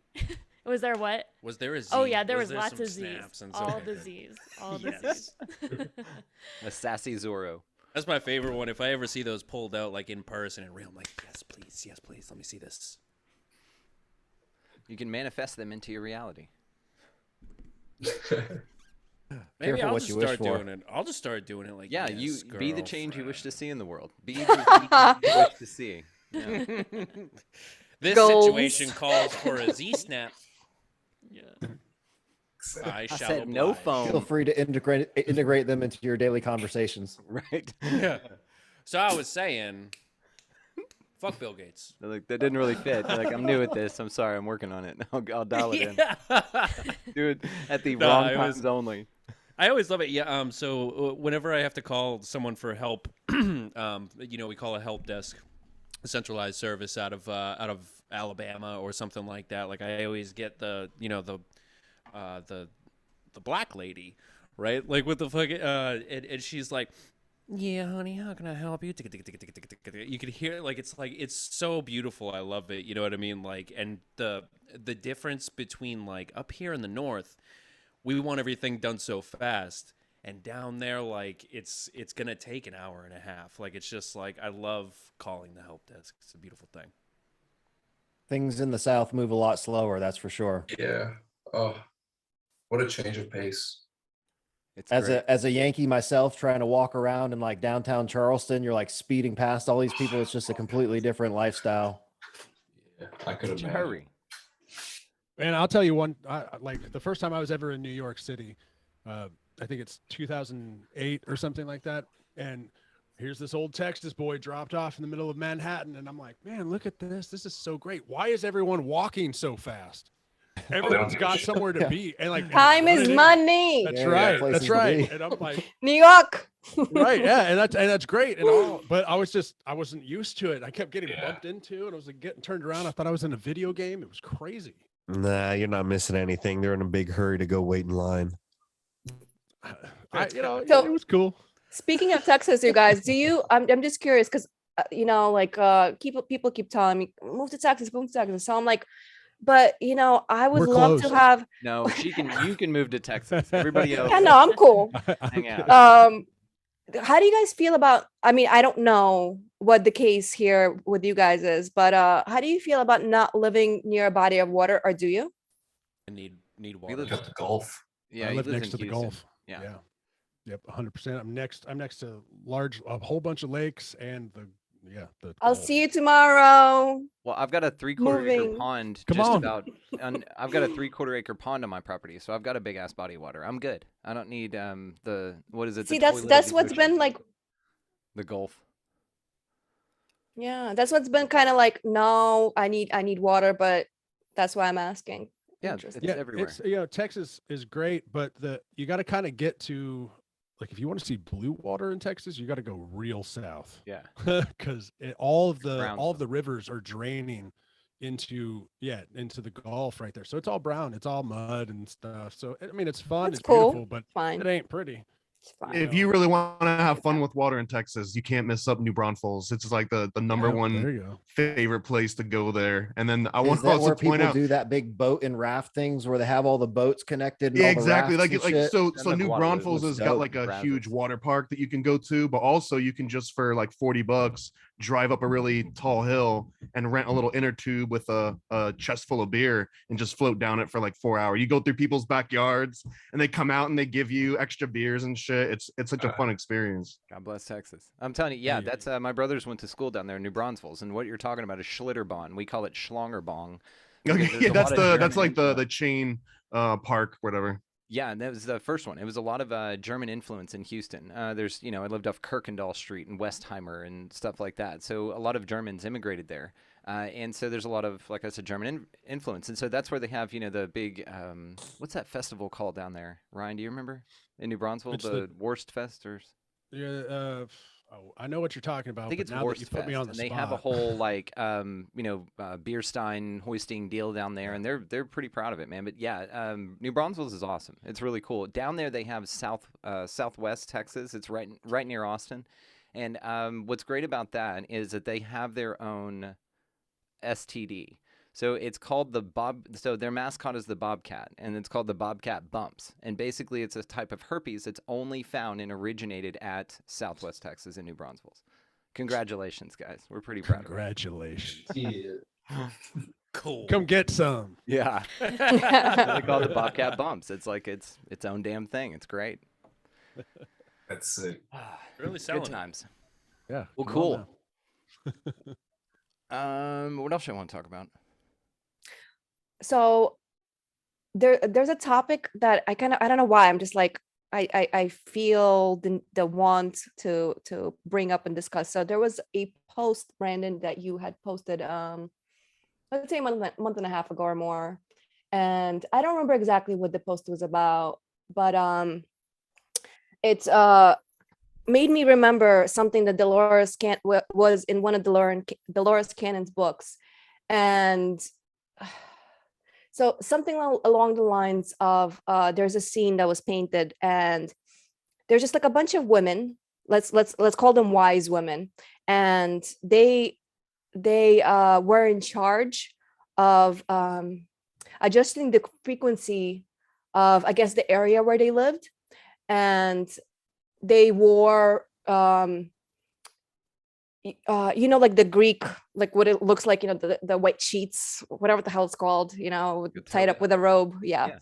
Like natural fabrics and everything, just so like nothing is interfering with their energy, with their frequency. So whatever post it had something to do with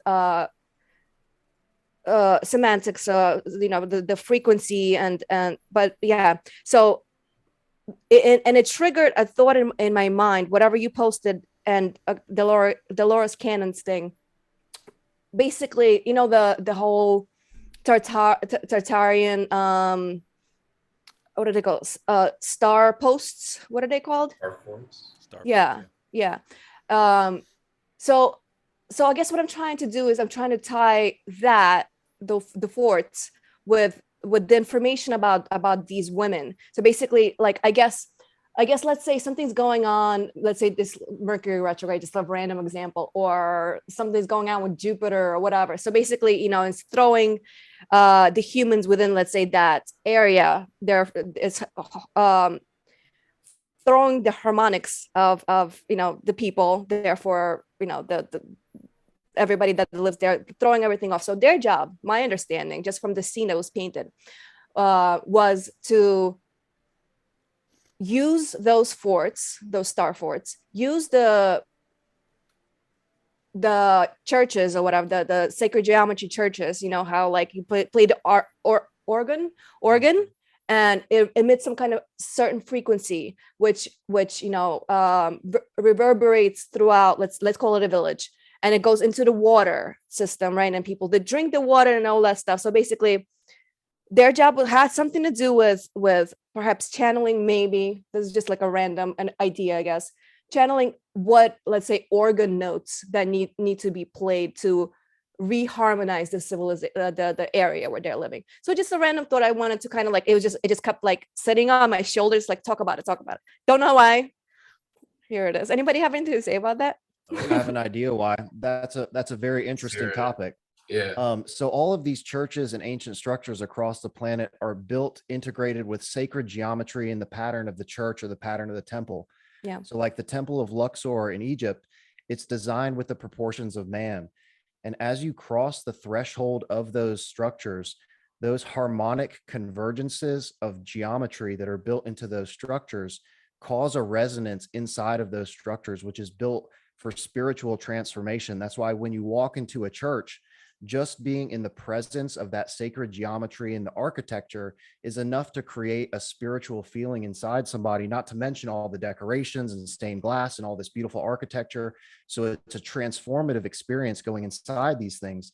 Not to mention in Egypt, they were also integrating the Earth's electromagnetic field and interacting with these structures, and certain geology does certain things which can create resonance inside structures and temples for healing and all these sorts of things.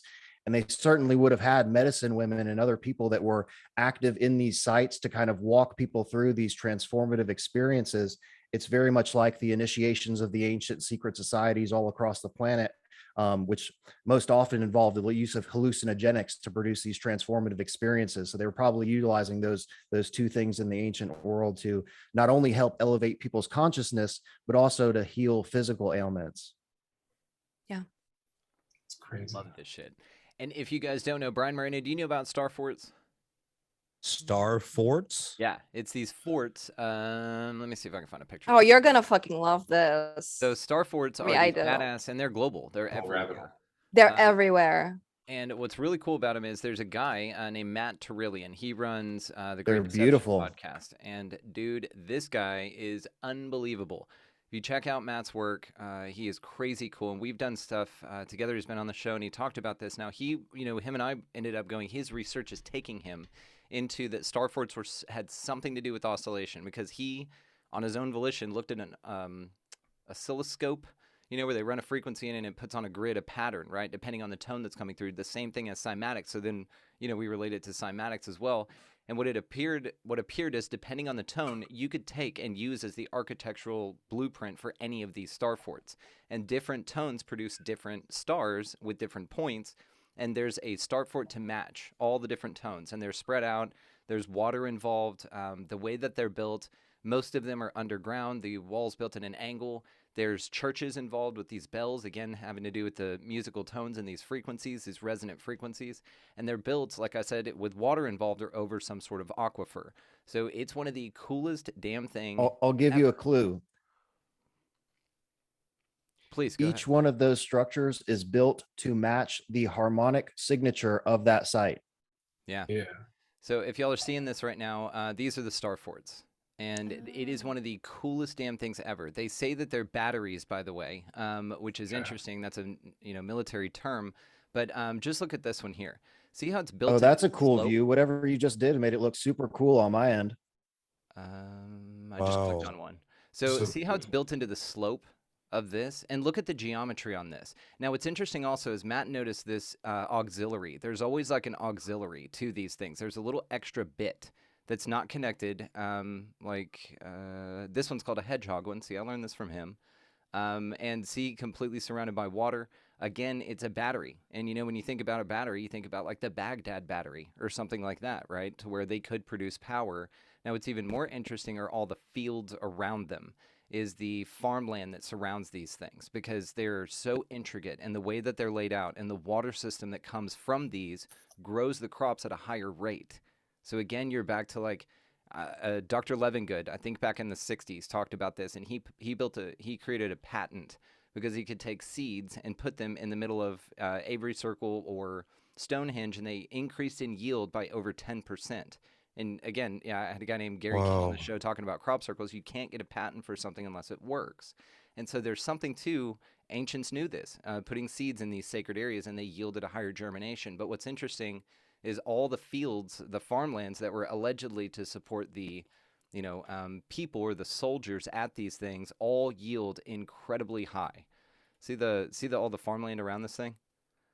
Isn't that awesome? And so that is fascinating. I would have loved to be there. It just seems like exactly where, like, What is the official explanation as to why these were created in the first place? Because obviously this is super.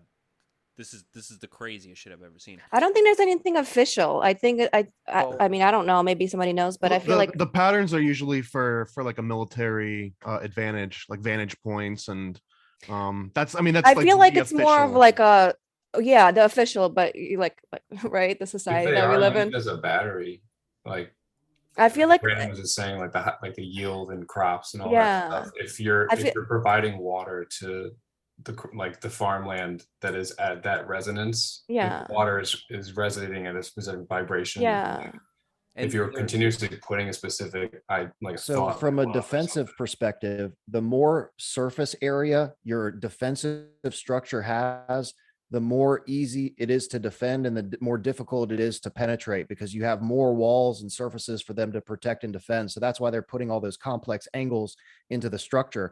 But that being said, still the harmonics of the structure can do things to water, et cetera, et cetera. Not the people inside of the fort, the ones defending that structure, are going to be, possibly benefiting from the resonance produced by the structure. Yep. Sure. And one thing they do say about these shapes is that they don't. Oh, my bad, Taylor. Go ahead. No, it's okay. These are all man-made? Yes. Okay. Allegedly. I mean, at least we think so, because it's a little too intricate. When you ask man-made as opposed to what made? I mean, just as opposed to like somebody just like stumbling upon it and like a Tataria situation. Is there like somebody traced back that you can prove made this? Yeah, they started around the 1500s is what allegedly, right? Again, but that's what history. Oh, so they're not even that old. No, but there were some a lot older, but they're found globally. This is what's crazy. I mean, it's not impossible that it was extraterrestrial influence. It's very, in my opinion, likely. Yeah. So these are the star forts around the world. So, but if you notice, there's none in Tataria. It's a lot, yeah. The old region of where Russia is now, but Tataria. What is that about? What? Yeah, what's that about? Well, I don't know. I mean, maybe that's just because Russia won't let anybody map that out. Possibly, it could. Just I think be, that's it. I mean, there's not many in China either. Yeah. So. I think that's it. Yes, that's absolutely correct. But see how they're concentrated in, like Anglo-Saxon type of areas? It's just really interesting that, again, this Tataria takeover type thing. Yeah, but that's where people are interested in looking for them. I mean, maybe if this Tartaria thing goes outside of the English-speaking world, we might see that, other continents start filling up. But what's interesting is everybody wants to make this an Anglo thing. Like, and I think what's really been suppressed is the Native American history, which everybody's familiar with the mound builders. But up here in New England, a couple of us are sort of in that area. There's stone forts and all sorts of earthen mounds and stone structures that are categorized by archaeologists, but they're not really considered on the level of that. But it's interesting when you look at Connecticut history, there was evidence of a Dutch fort that looked like a star fort in Hartford, right, which is now the capital city. And it's possible that the Dutch just rolled up on there and said, hey, wow, look at this. Let's just, fortify this even more. They took a native structure, because I was listening to the Rising from the Ashes podcast. They were talking with author Rick Osman, and he was saying that allegedly King Arthur's brother-in-law or something like that made his way down the St. Lawrence River into the Great Lakes and then into the area which is now Indiana, and he built a bunch of forts way before Columbus made it here, which inspired a lot of the Native Americans who found what was left of that to kind of mimic that type of architecture. So that's sort of myth, whether or not King Arthur actually made it to the New World before Columbus, but it is a very interesting theory, because there are some graves with artifacts that are Roman, and we all know that Britain was conquered by Rome, so theoretically those Roman coins could have made it from the British Isles on this journey into what is now Indiana. And all of the cultures that are across the East Coast and the Ohio River Valley, I mean, they were in connection with each other. These weren't isolated groups. There was a trade network that went all the way up through Maine to Canada. They were possibly trading with Vikings. So I think the history of the Americas is so dense and deep. I don't know if the explanation is as shallow as, oh, it's just this Tartarian culture that's been written out of history. It could be elements of that, but I think what's dangerous about it is it's kind of becoming like a flat earth thing. People are very, upset if you go against the sort of mainstream Tartarian narrative. So I don't mind. I'll talk shit all day. I got original source material research to back it up. But I love Matt's work. I'm glad you brought that up, because he's really digging in with that same approach of going for original research. Yeah. Hey, He Matt, reminds me of Jeff a lot. Do you know anything about the Serpent Mound in Ohio, Matt? I don't know if he heard me. Or Mark. I said Mark. Excuse me, I meant Mark. I said Matt. Do you know anything about the Serpent Mound in Ohio? Yeah. What is that? What is that? What is it from? Do you have any idea? It's astronomically aligned. So that definitely suggests that it was built by a culture that had, some sophisticated culture, but it's built by the mound culture, the same mound culture that built the Cahokia mounds. And there's lots of work. That's very well researched compared to the stuff that I'm looking into up here in New England. So I don't know all the facts and figures about. Yeah, I was just curious, because I find some of those theories. I mean, there's a lot of validity to them. Well, a Mark, lot of people are you talk up in about Connecticut also. Yeah. Where at? Shout out to T, man. Who's else? I'm from Richfield, in Connecticut. That's mad Right fun. I'm from New Britain. Right on. Oh shit! All right, cool. Damn, what a small world. Yeah, look Yo, at that. it turns out that Taylor and I were born in the same hospital. Yeah. Oh, right on. Yo, Right on. what? Yeah, I'm down by New Haven in Milford. Hard hit New Britain, baby. Right on. I went to Southern. That's mad funny, dude. Hell man, you definitely got to come on my podcast. Then we probably I'm know the so same down, people. Hell yeah, dude. But that's sick. What's interesting about the New England areas, they have these huge stone structures that are beyond explanation. A lot of them, are written off as, oh, the glacier came and pushed these huge rocks. But if you look at some of them, you have like a 200-pound stone and maybe 3 other smaller stones supporting a 5-ton boulder, and in an arrangement where there's like, you can slip your hand underneath this 5-ton boulder. So, I mean, those things defy explanation. Glacial erratics, they call them. Yeah. And there were a lot of practices. More like stacked by giants. Yeah. Well, I mean, shit, we're talking about Connecticut. There's a sleeping giant mountain, right? I mean, there's I know. Yeah, there's lots that. of ancient stuff in Connecticut. Yeah. So no one would ever bat an eye to it too. It's crazy. Well, and it's they just are like, oh yeah, it's a Native American story, you know, and it's like it's actually shaped like a giant. It's not like you drive up I-91 and you could see it. So yeah, straight up. It's definitely, and that's the thing is this happened so far past, you know, because a lot of the Western Americas was, you know, archaeologically classified in a more advanced way, whereas here on the East Coast, the cultures met a lot later, you know, from our perspective. So a lot of the accounts of the Native Americans that lived in this area are just, you know, they're not as great as what we have for other regions of the Americas. So it is, in my opinion, more mysterious.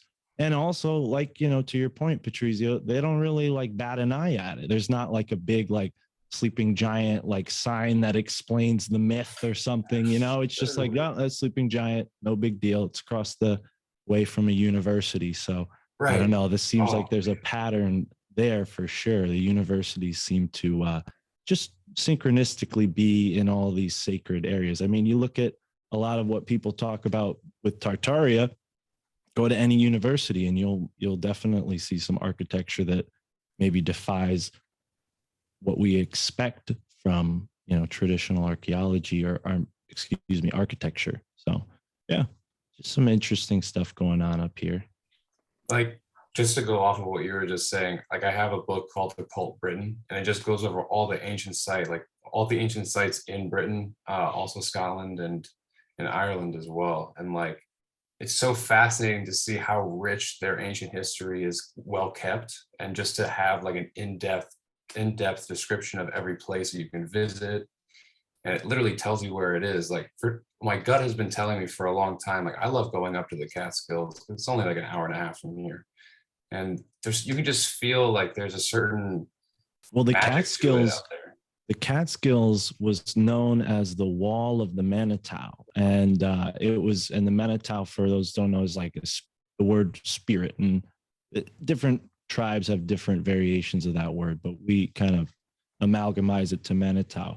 And they would go on a rite of passage, you know, to see how high you can get. There's like 12 mountains there, one being the highest. So it was considered like a way to prove your strength and your you know, durability as a man. Like, how high can you get, and have like a sort of spiritual epiphany at whichever peak you made it to. But yeah, it's definitely a sacred place. And there's a ley line called the Hammonasset ley line that goes from the tip of Long Island Sound, Long Island, the peninsula, which for people who are into, you know, the time travel and Montauk stuff, like that's where the Stranger Things that all happened right there in Long Island. Camp Hero, right? Camp Hero. Yep. Yeah, and then it's a sick spot. Yeah, that goes through Connecticut, through where you just mentioned in the Catskills, and then all the way up to a place in the Great Lakes where there's a bunch of missing copper. There's supposed to be,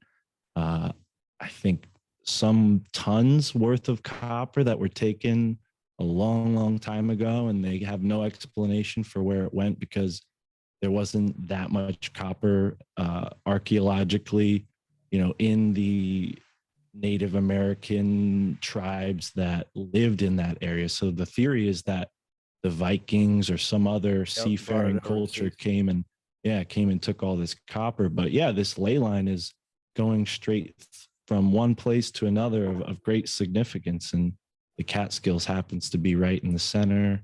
And then if you look at Woodstock, the town of Woodstock, everybody famously knows about Woodstock, even though the big hoorah didn't happen in that town. It happened a couple towns over.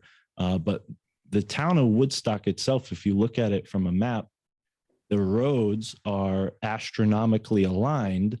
And this whole series of archaeological finds, stone structures like the ones we were talking about before, are along this Hammonasset ley line.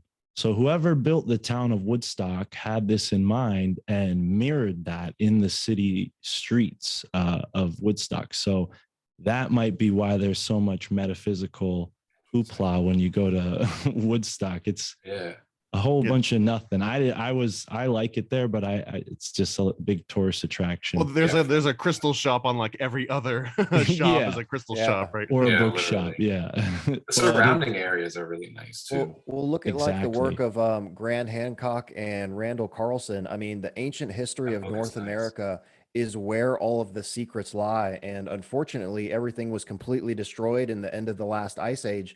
And it was either that or the intentional destruction where we're manifest destining ourselves out to the West Coast and building the railroads and all this kind of stuff, where they just indiscriminately bulldozed all of these mounds and stuff that, you know, could have contained these skeletons that you see in the Smithsonian, these ancient old articles from the Smithsonian.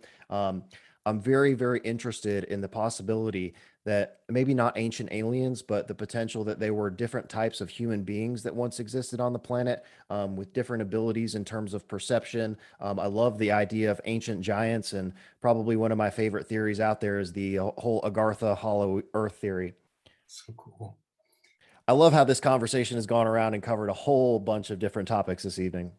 Oh, I wanted to point out really quick too, because I think Brian brought up Serpent Mound. And if anyone's really interested in the Serpent Mound, Peter Levenda touches on it very briefly in his trilogy series called some Sinister Forces, I think it's called. And he goes into the history of the mound builders and touches on some really cool like entry points in there. So highly recommend it if you care about that. And he connects it really aptly to the whole witch trial thing too, which is, you know, something I was just discussing with Carlos Tanner, which I think, Brandon, you've had Carlos on your show. I don't know, maybe I'm thinking, he was talking about how there is this systematic separation from our wisdom of herbal medicine, homeopathic medicine, and it started there. I mean, a lot of the various weird religious groups that aren't really remembered as much, the Quakers, the Shakers, they were actually hanging out with the Native Americans, trading these kind of ideas.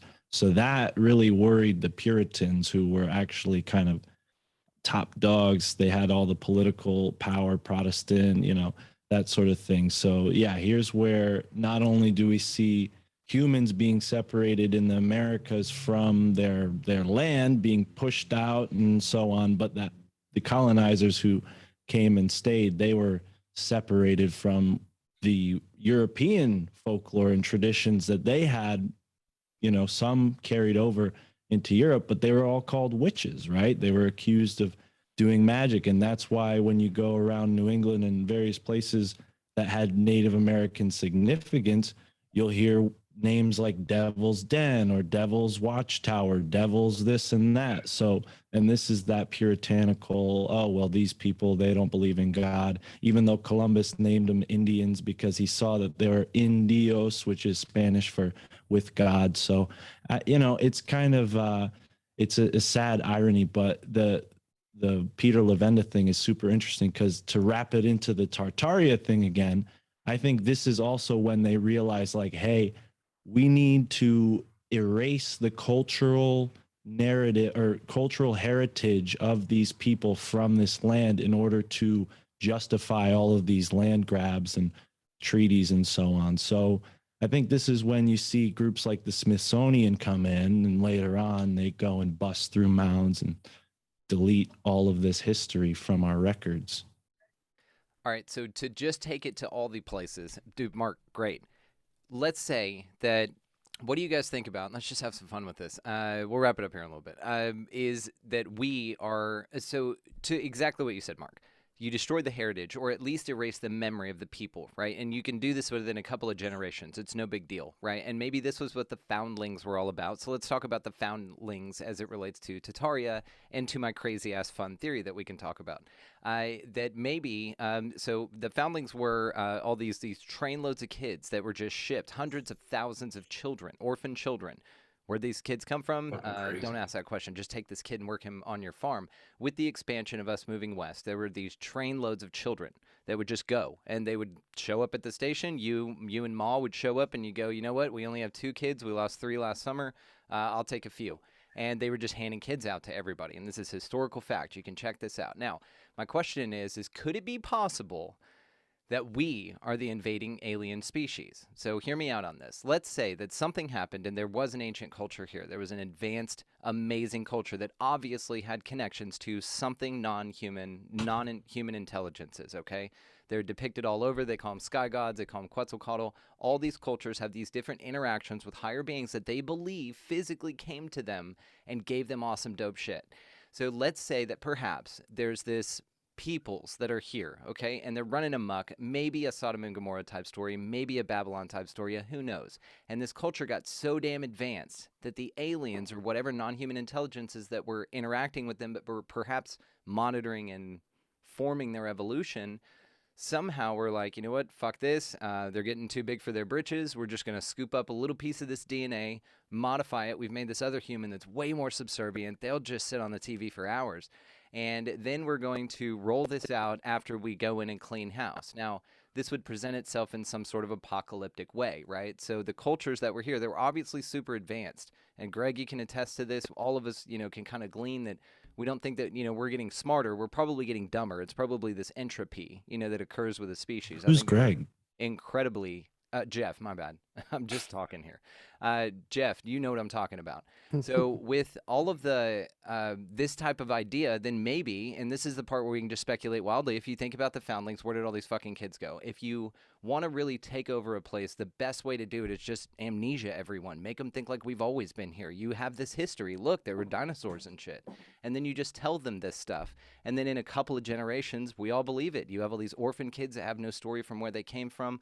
Now you've got a whole generation of people passing down this history and this way of working, and maybe that's what we're doing here.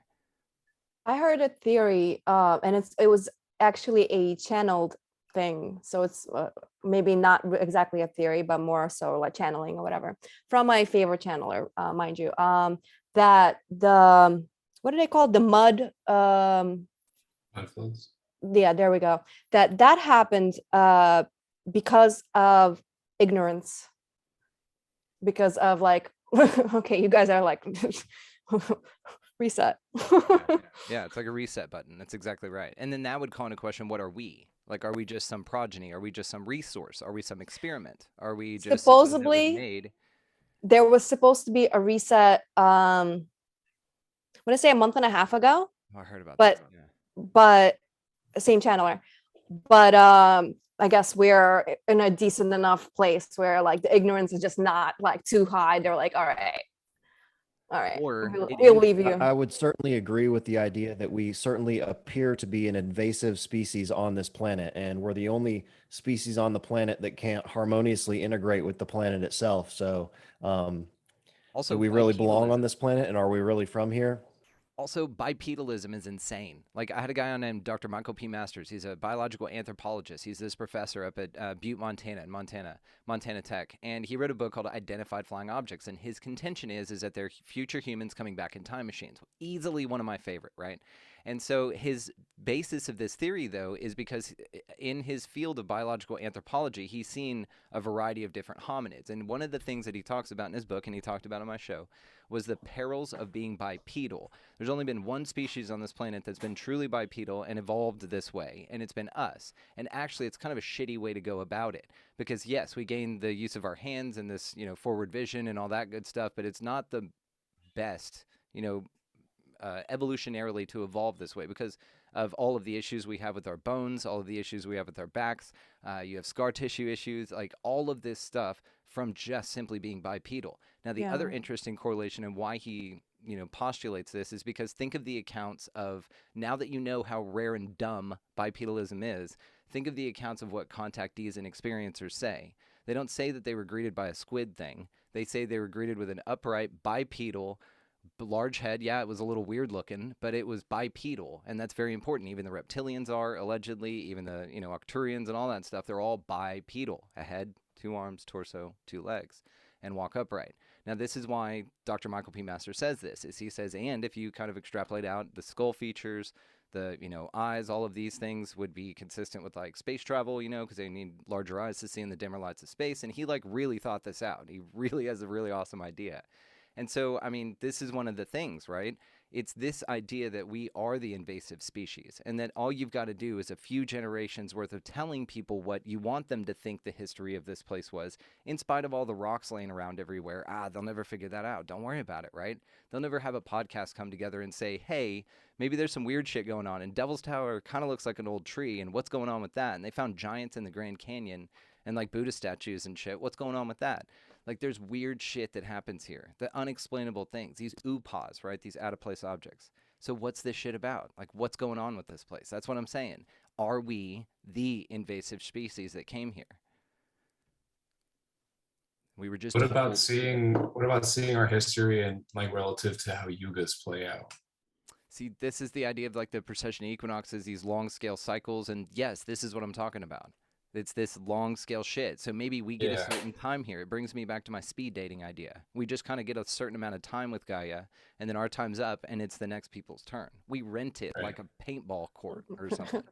Speed dating. Well, I think it's like look at any animal in any environment. You can't take it out of its biome and expect it to survive in another one, right? So we adapt, we change, and we're all cells on this larger organism that is Gaia that has its own lifespan. So yeah, I think consciousness has probably taken many different forms. I don't know if that means that we're like new guys here competing or anything like that. I think maybe it's more like we're all sort of we take turns, like you're saying, Brandon, but maybe even more so like every piece of the universe. This is kind of from some channeling stuff I've heard recently from an interview I had, but yeah, just like every different species puts its genetic material here on this planet for some reason, and I think that could mean that at one point in time Sasquatch was the dominant creature on the planet, and there were Sasquatch cities, and maybe they're still around. They just only the Darren Kuyu style ones stuck around. I love that. I love that kind of stuff. And I mean, think of it like a video game. You don't stick with the same character and the same weapons and the same things. You level up. And so maybe on a long scale cycle, it's long to us, but it's really just the blip in the, radar for this kid playing the game back home. And he just like, oh man, I got this new upgrade. Check this out. And to wipe everything clean from our perspective, because we still have consciousness and stuff, because the game's super dope, then it wipes everything out in this dramatic way, perhaps. And maybe it's something that's orchestrated. He's like, okay, I want to change my avatar, but what I want to do is wipe the place clean biblically first. And then he does that, And this idea of a plasma apocalypse is like one of the coolest things ever. If we go out, this is what I hope we go out doing. It's plasma apocalypse. Like plasma just comes in and vaporizes everything. Gravity's all fucked. People are floating around. It sounds super metal. And if I'm going to go, that sounds like a cool way. So something I had recently, different topic, put together in my head, or more so just like, kind of clicked, what is it called? Not crossover. So the Romans, they seem to have some kind of connection, I'm going to say, to the cabal or deep state or whatever we want to call them. That's just something I realized fairly recently. I would say probably 2 months ago. It's just kind of like seeing it here and there and here and there. And I'm just like, holy shit, what is going on? Does anybody have any info on that? Because I don't think I have spoken to anybody about this. I might have raised the question, but I don't think I got anybody to say anything to me about this. Anybody have any actual information? Because there's something going on with the Romans specifically. Look, Egypt, for example, whatever, anybody?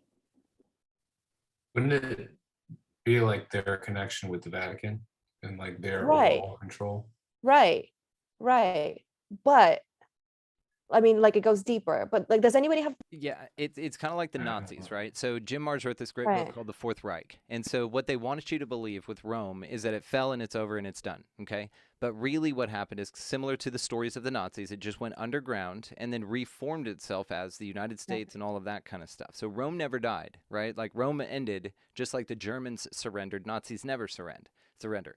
The Germans surrendered, and then the Nazis went underground and spread out and, gave us NASA, which means, to deceive in Hebrew, no big deal. But then also it gave us populations in Argentina and stuff where they're only German-speaking communities, where everyone there speaks German. It's a huge town.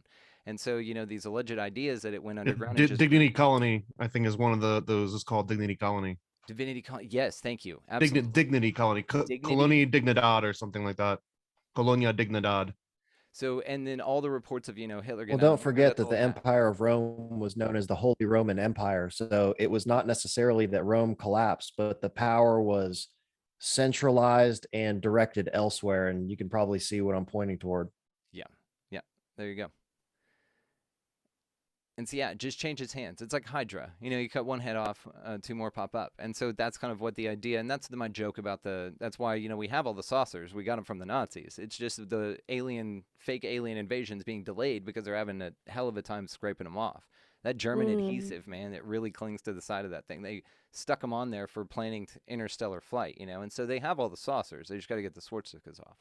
But the deal with it is that it's all like this fabric of experience here. You know what I mean? And you can notice it, you can see it, you can see the way that it changes hands. And then we have this amazing group of people here to talk about this kind of stuff. So what are you guys hopeful for? I kind of want to roll this up. We'll do the after party after this, but about 8 minutes, we'll cap this. It's a good 2 hours. You guys have been amazing, by the way. I fucking love each and every one of you. I love this. It's one of my greatest honors just to sit here and to be the one to hit record, but I'm so blessed for all of y'all just taking your. Is there a live chat on this thing where people are like commenting in the comment section while we're bullshitting around? Yes, they say it was funny when you called him Greg. Ha ha ha. And that's it. And that's it. Yeah, that was the highlight of the show. Perfect. I'm kidding. Everybody's being Not very the sweet. first time I've heard that. Everyone's being sweet. They're being very sweet, and it's awesome. And of course, this will be up on the website for free, and I'll give you guys, y'all go just share it whenever you want to do with it. It's for everybody. So what's up, live chat? Yeah, there you go. What is up, live chat? I got you covered, brother. Okay, so what gives you guys hope for the future? Let's do this. Let's go around. You guys tell everybody where they can find you and all that good stuff, and just tell me what gives you hope. We can talk all day about shit that sucks and whatever, but I'm a big fan of, okay, my chronic optimism is kicking in, and let's fucking just talk about something that, either we're grateful for or looking forward to. Let's just fucking all the above, whatever. Greg, I'm going to put you on the spot. All right. So I just got notice last night. A friend and a fan of mine messaged me on Instagram, and he was like, "Hey man, do you know who Randall Carlson is?" And I was like, "Of course I know who Randall Carlson is." He was like, "Well, you need to go on his website and his YouTube channel because they just mentioned you on the latest Cosmographia show on Randall Carlson's show. He's on there with like I forget the name of the dudes. It's the Brothers of the Serpent or whatever that have their own podcast, and they do a Cosmographia with Randall. And somebody happened to mention my work to Randall on the show. So that was a really, really cool experience. I've been working my ass off incessantly all day. I got a new merch drop coming out on the website. So that's coming out soon. Man, I'm just excited to be a part of the group and be doing what we're doing. It's really awesome to be a part of this transformative experience and the path to ascension for all of us, wherever that leads.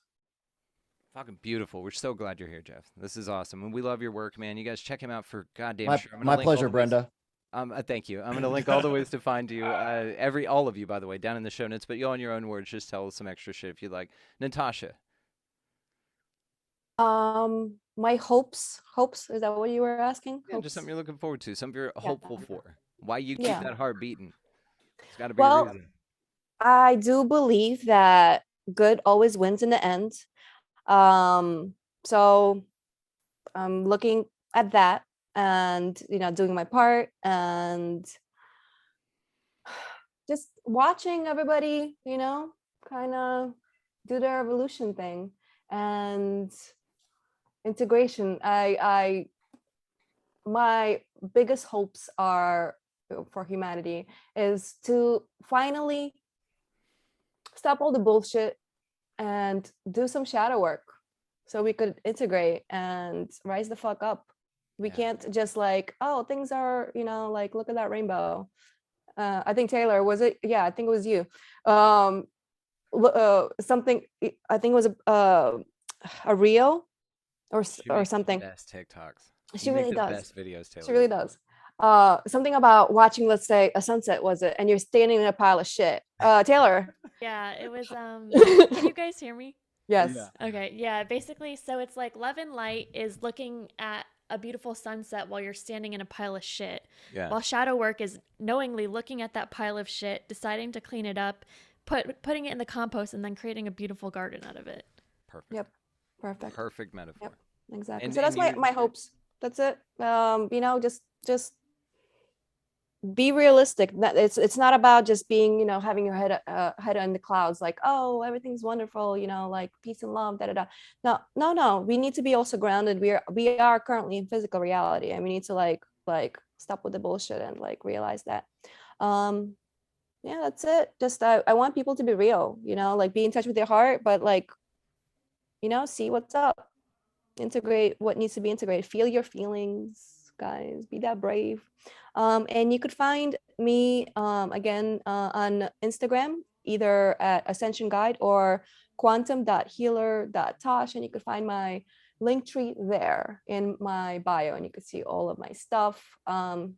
Yeah, once again, I specialize in healing trauma through, you know, shadow work, etc. And check out my podcast. Yes. Beautiful. Thank you so much. And thanks for hanging out. You're great as always, of course. Thank you for Speaking having of great as always, of course, Taylor, you know, tell us where we can find you, darling. Yeah, you can find me. My main home's on Instagram at Taylor Alina. I also have a website, lovedbytheuniverse.com. And one of the things that I'm hopeful for is I really like, we're kind of going through like a collective shadow work right now. And so in order for things to get better, they have to look like shit. And so nobody's ever gotten better because they've been on cloud 9. They've gotten better because they hit rock bottom. And rock bottom is what catapulted, I'm sure, every single one of us into our spiritual awakening. And so right now it's like we're looking directly at our shadows, and it looks so dark because we've been looking into the sun for so long. And so when you've been looking into the sun for so long, the dark looks much darker. And so now we're in that period of looking at the dark. And so everyone's like, wow, this looks like shit. This looks terrible. But it's like, no, this is actually the best spot to be in, because now you can rise up. You're looking at all the shit that's been hidden. And now we can see where everything has gone wrong, and we can start healing it.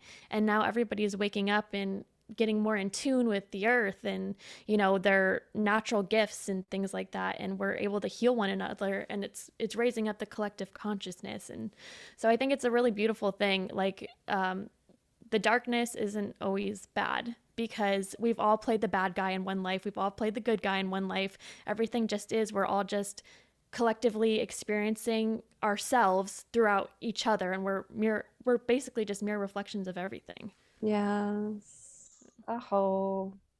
Aho. Boom pow. God, with the bullet. Thank you, Taylor. You're awesome. Mark, man, what's up? Right on. Yeah. So people can find my podcast, My Family Thinks I'm Crazy. I also do a second podcast on that same feed, as well as on my buddy Juan's podcast feed called Illuminati Confirmed. Sort of a fun, laid-back show where we put the pressure on the guests. So if anybody is up for the challenge, reach out to me. I'd love to have you on the show. I also do another podcast called Your Handbook for the Apocalypse with Michael Wan.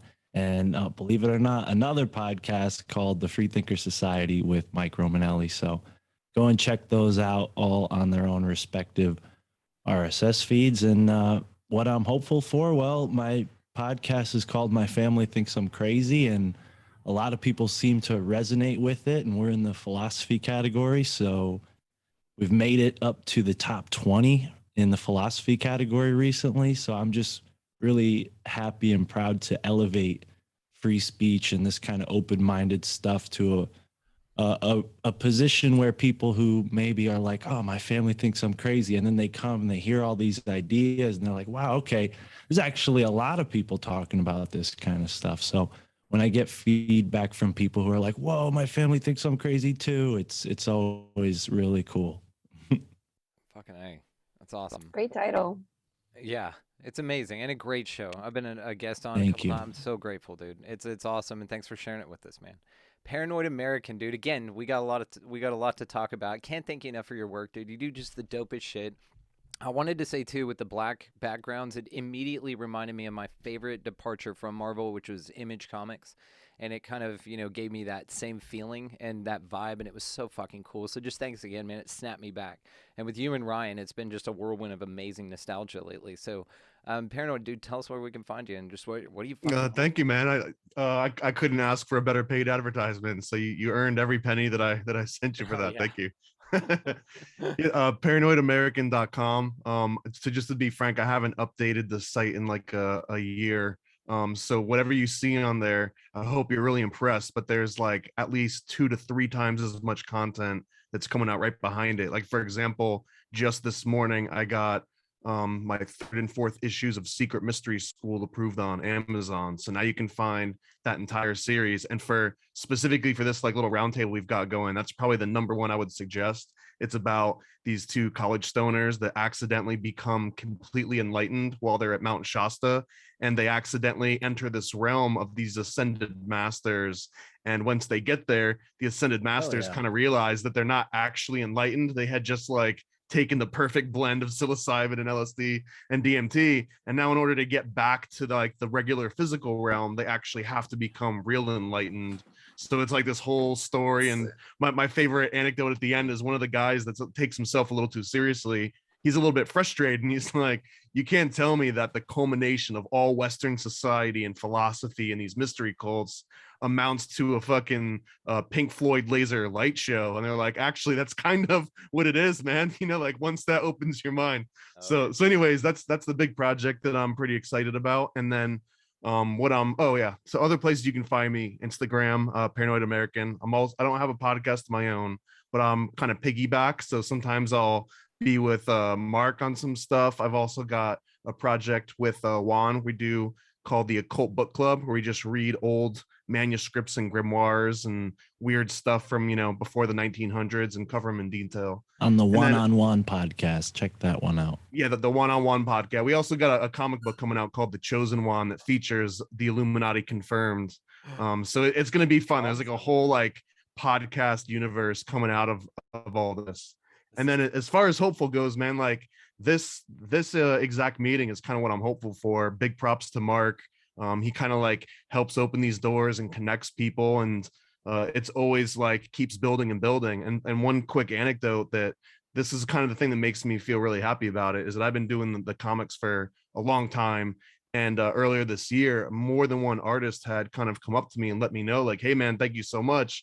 Not that I'm like paying, salaries that can put their kids through school, but it was like, hey man, ever since I did this work for you and you shared it, now I'm getting more requests to do all these different, merch and promos and logos that for the first time in their lives, these artists are able to start turning down the stuff that they don't want to do and be like, yeah, I'm going to do this cool conspiracy podcast logo.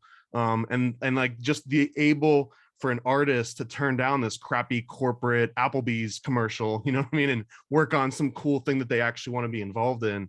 Man, it's such an honor to be able to like get people to those steps. And it's everyone on this call that kind of helps all that, what's the rising sea lifts all ships kind of analogy. And that's what makes me the most hopeful, because it's in action every single time we do one of these.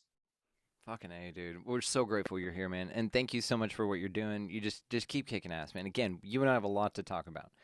Patrizio, speaking of kicking ass and just doing your own damn thing, man. What's up? Where can we find you? What do you yeah, if you just Google Forgotten Youth, you'll be able to find like the website forgottonyouth.co and then Forgotten Youth on Instagram. So yeah, like I said, like at the beginning, this has really just been the first year that I've been envisioning. I've been going to school for 7 years, just learning how to create a business that is really at a service to others, and like really just being able to provide an avenue where people could open their minds without judgment. And the idea of Forgotten Youth is just to go back to the child that you were before every societal, parental, familial structure that was imposed on you as a child. So like what really fulfilled you? Like essentially our inner childs are just those little kids that were never seen from their parents or any guardians or anything. So it's like tap into that aspect of yourself. Every person is unique and your imagination is one of its own. So it's like I feel at a point where I'm able to confidently express that for the brand itself. So something that's very hopeful is having, oh shit, there we go. Boom. Thank you so much. Yeah, haven't Love it. really just taken like the past year to just like Awesome. settle into where we're at and just different concepts and stuff. But this summer, I've only done one release this year, which is the first time I've ever done that in fucking 8 years. So it feels really good to take a step back and just really focus on what is most important. And in turn doing so, I've seen a lot of change within the people around me. So it's slowly making strides in the community around us that is makes me the most hopeful, because as you work on yourself, everyone around you will reflect that back to you. But yeah, this honestly was an amazing experience, and I couldn't be more grateful for you. Thank you so much. It was a pleasure meeting everyone here. Hell yeah. Well, I hope you and Natasha can actually grab a drink in human life, in 3D world with your avatars, and you guys can just go meet up. Shout out skateboarding and do a kickflip. Do a kickflip. Well, and thanks again, Patrizio, for being here, man. Keep kicking ass, dude. And one of the most, he just sent me a couple shirts, guys. I'm not sponsored, none of that. He did that. I called to thank him. We ended up being really good friends, and now he's just amazing. It's just one of these really cool connections, and they're comfortable as shit. So couldn't recommend the brand more because of who you just got to see represented. It's him. He's the one doing everything, and he's cool as shit. So Ryan Cook, first of many, man. Thank you so much for doing this. This was big balls on you, man. So thank you. Well, thanks for having me on. It's my actual first live ever, besides actually being live in person on a stage with you and some other people sometimes, but this has been fun. I think what I'm hopeful for, well, I don't know.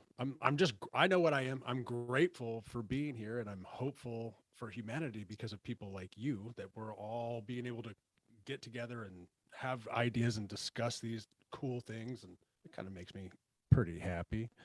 I think you guys can find me at youtube.com/Mr. Diablo for Life. That is the weirdest name because I started the channel because I like a video game called Diablo and never once made a video about Diablo. So eventually that will change. But for now, Mr. Diablo for Life there, and then the 13 podcast, which will be coming out next month, I believe.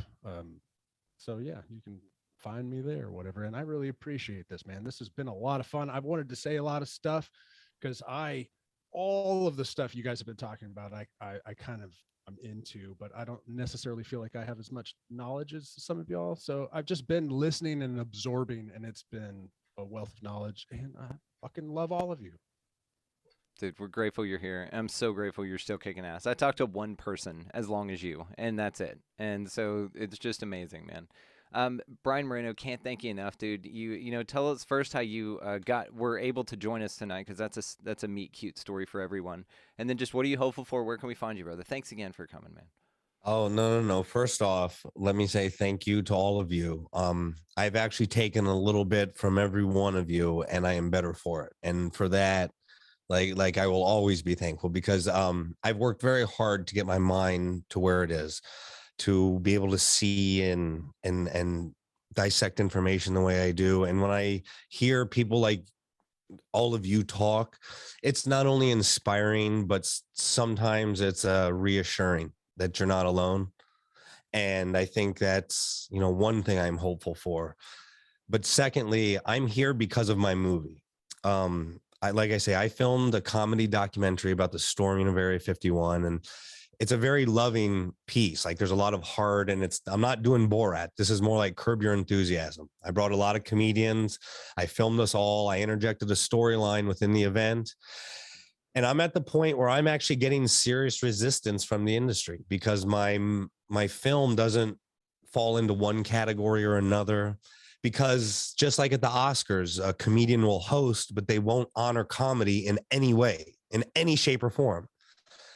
Comedy is something that's, it's necessary to me. It's my gift and my curse. But hopefully through my film and, through conversation like this, as Taylor said before, you got to get through some of the dark. And in some ways, I am at one of the lowest points in my life. right now, whether it seems that way or not. And I know I'll be better for it. It's just I have to fight through it. And I think talking to all of you and just being reminded that I'm not alone, because sometimes in LA, I feel very alone. Let me be clear.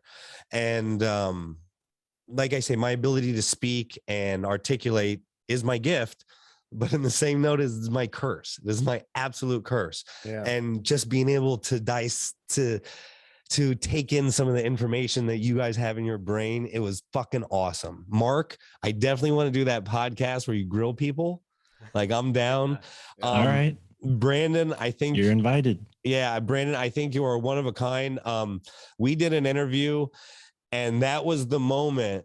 And this may sound corny, but that was the moment, because he had an early screener of my movie, and just his response to it. That was the moment when I know I did something good. I know I did. I just had to fight through the resistance to get it out. And I think we've all encountered that resistance. It comes in a lot of different forms, but that fight, that's sometimes how you know you're alive. And Jeff, I'm going to have to talk to you about the Egypt trip. If I don't make this one, I'm 100% going with you. There's no doubt. You have made a friend, buddy. You have made a friend here, sir. Oh, and I'm Moreno. Yeah, if you ever want to hit me up on Instagram, we'll talk. Yeah, sure. I already have. And if you guys, for me, I just put in my name, put in Brian Moreno. You can find me, or I'm Moreno the Alien on every social media. Like, it's super. It's super. I'm very on brand when it comes to the alien stuff. So cool. And you are not alone. Thank you, dear. I can't wait to watch the movie, dude. That sounds awesome. So here's what we're gonna do. And Brian, thank you so much, man, for everything that you said, and thank you all just for watching, for listening, everything. We'll cap it on this, but I just wanted to say this, brother, that if you take a good majority of the consensus here, we've kind of come to the point with what we think about this place, or at least what resonates with it the most, that our environments are just mirrors to us. So the good news is you've raised your vibration to the level of all of us, and we all continue to do that as well, and that's why we're sitting here together. We're just mirrors of you, brother. So everything that you find warm, loving, and informative and mind-blowing about this place is just a mirror to you, and you're at the level to receive it. So thank you for being a participant in this participatory universe. You've passed the biggest dude. All the people on this podcast are doing work for sure. I see a little bit of myself in all of you. Absolutely. And it means a lot to me. It genuinely does. I'm getting a little emotional because I didn't mean to suck all of your dicks at the same time. You included, Natasha. It was impressive. It was very impressive. Some sort of amazing. It was good. It's been a while, Brian. I could use one right now. Call that the Hydra maneuver. But really, what's so cool about this too is you come against this resistance. But what's interesting about resistance is it can be viewed in a few ways. Stephen Pressfield wrote wonderfully about this in his book, The War of Art. It's a 2-hour audiobook listen, super small. Highly recommend everybody just give it a gander. And what he explains in there is this resistance whenever you break out of the matrix, right? He didn't call it that, but I'm going to use that vernacular. And when you pursue something in the arts, comedian, something in music, something in poetry, something against the grain, something against you sitting in a cubicle and filing in a cattle chute all day, there is this resistance. It's a force. Now, you can look at this again. It's benevolent or malevolent, whatever you want, but it kind of leads you into the next greater, grander version of you, and there has to be that.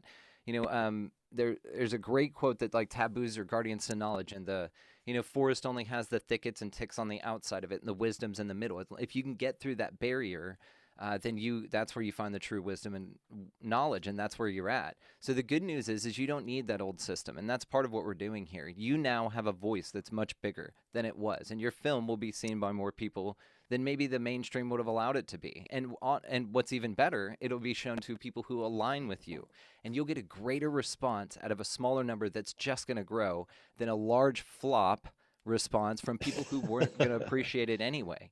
So really, you're doing it the best way possible. So you're a beautiful human, Brandon. Yes, you're a beautiful human, and I am so happy you came into my life. I'm very thankful. Now let's all suck Brandon's dick for a sec. I will receive. I'm open to receive this, and I thank you. It took me a long time to get to that point, but what I will say to this is that that's our thing here. we are here to I just feel this in my bones. We are here to do this, and we're going to do it on our own terms. You know, this old way of doing shit, you know what? You mean, again, with the inflation, the pedophilia, all that, we could go back to that, sure. Or we could do this new stuff. You know, that's our other option. Or they don't account for the wild card, which is us, which I think that's part of why the resistance exists in the first place, is to mold us into these beings of creativity and creation that we are. Now, we've all been creating independently on a micro level to get us to where we are. Like Jeff, like Jeff says, we put in work. And to that, though, now we all resonate at a frequency to where now we're like fucking the dopest Voltron ever. We like all come together with all of our skills, knowledge, insights, and desire to be better. And this is how we create this place, is through shit like this. And you're a huge part of that. So what I do want to do sometime, and Brian, you and I have talked about this. We won't hype it here, but I'm going to say it on the live so that you're kind of stuck to it. We're going to do a live screening of your show, of your movie, with all of the actors and stuff, or anybody who wants to join. You know, everybody. Yeah, that'd be cool. That'd be super cool. And yeah, we'll do a live screening of it because it's amazing, man. It's such a dope film, and you guys will absolutely love it. It's 2 films in one. It's really, really cool. And he did a I actually interviewed like conspiracy theorists, someone who works for MUFON. Yeah. The first time the Raw, what is it? The Book of Ra. Oh, Law of One. The Law of One. That was the first time the book was introduced to me. So that's what I'm saying. Even if you're not into UFOlogy or anything, there's a little something for everyone in this film. And you actually get to see an alien, which you'll understand when you see it. It's pretty cool. It's Do you mean spoiler yourself? alert. Spoiler alert, it's his penis. So, all right, guys. This has been an awesome live. You guys stick around. I love each and every one of you. Stick around if you want to hang out in the after party. But we are going to stop the live for this time, guys. Cannot thank you enough. Like I said, truly blessed. Let's keep moving forward. Find me at expandingrealitypodcast.com. Late.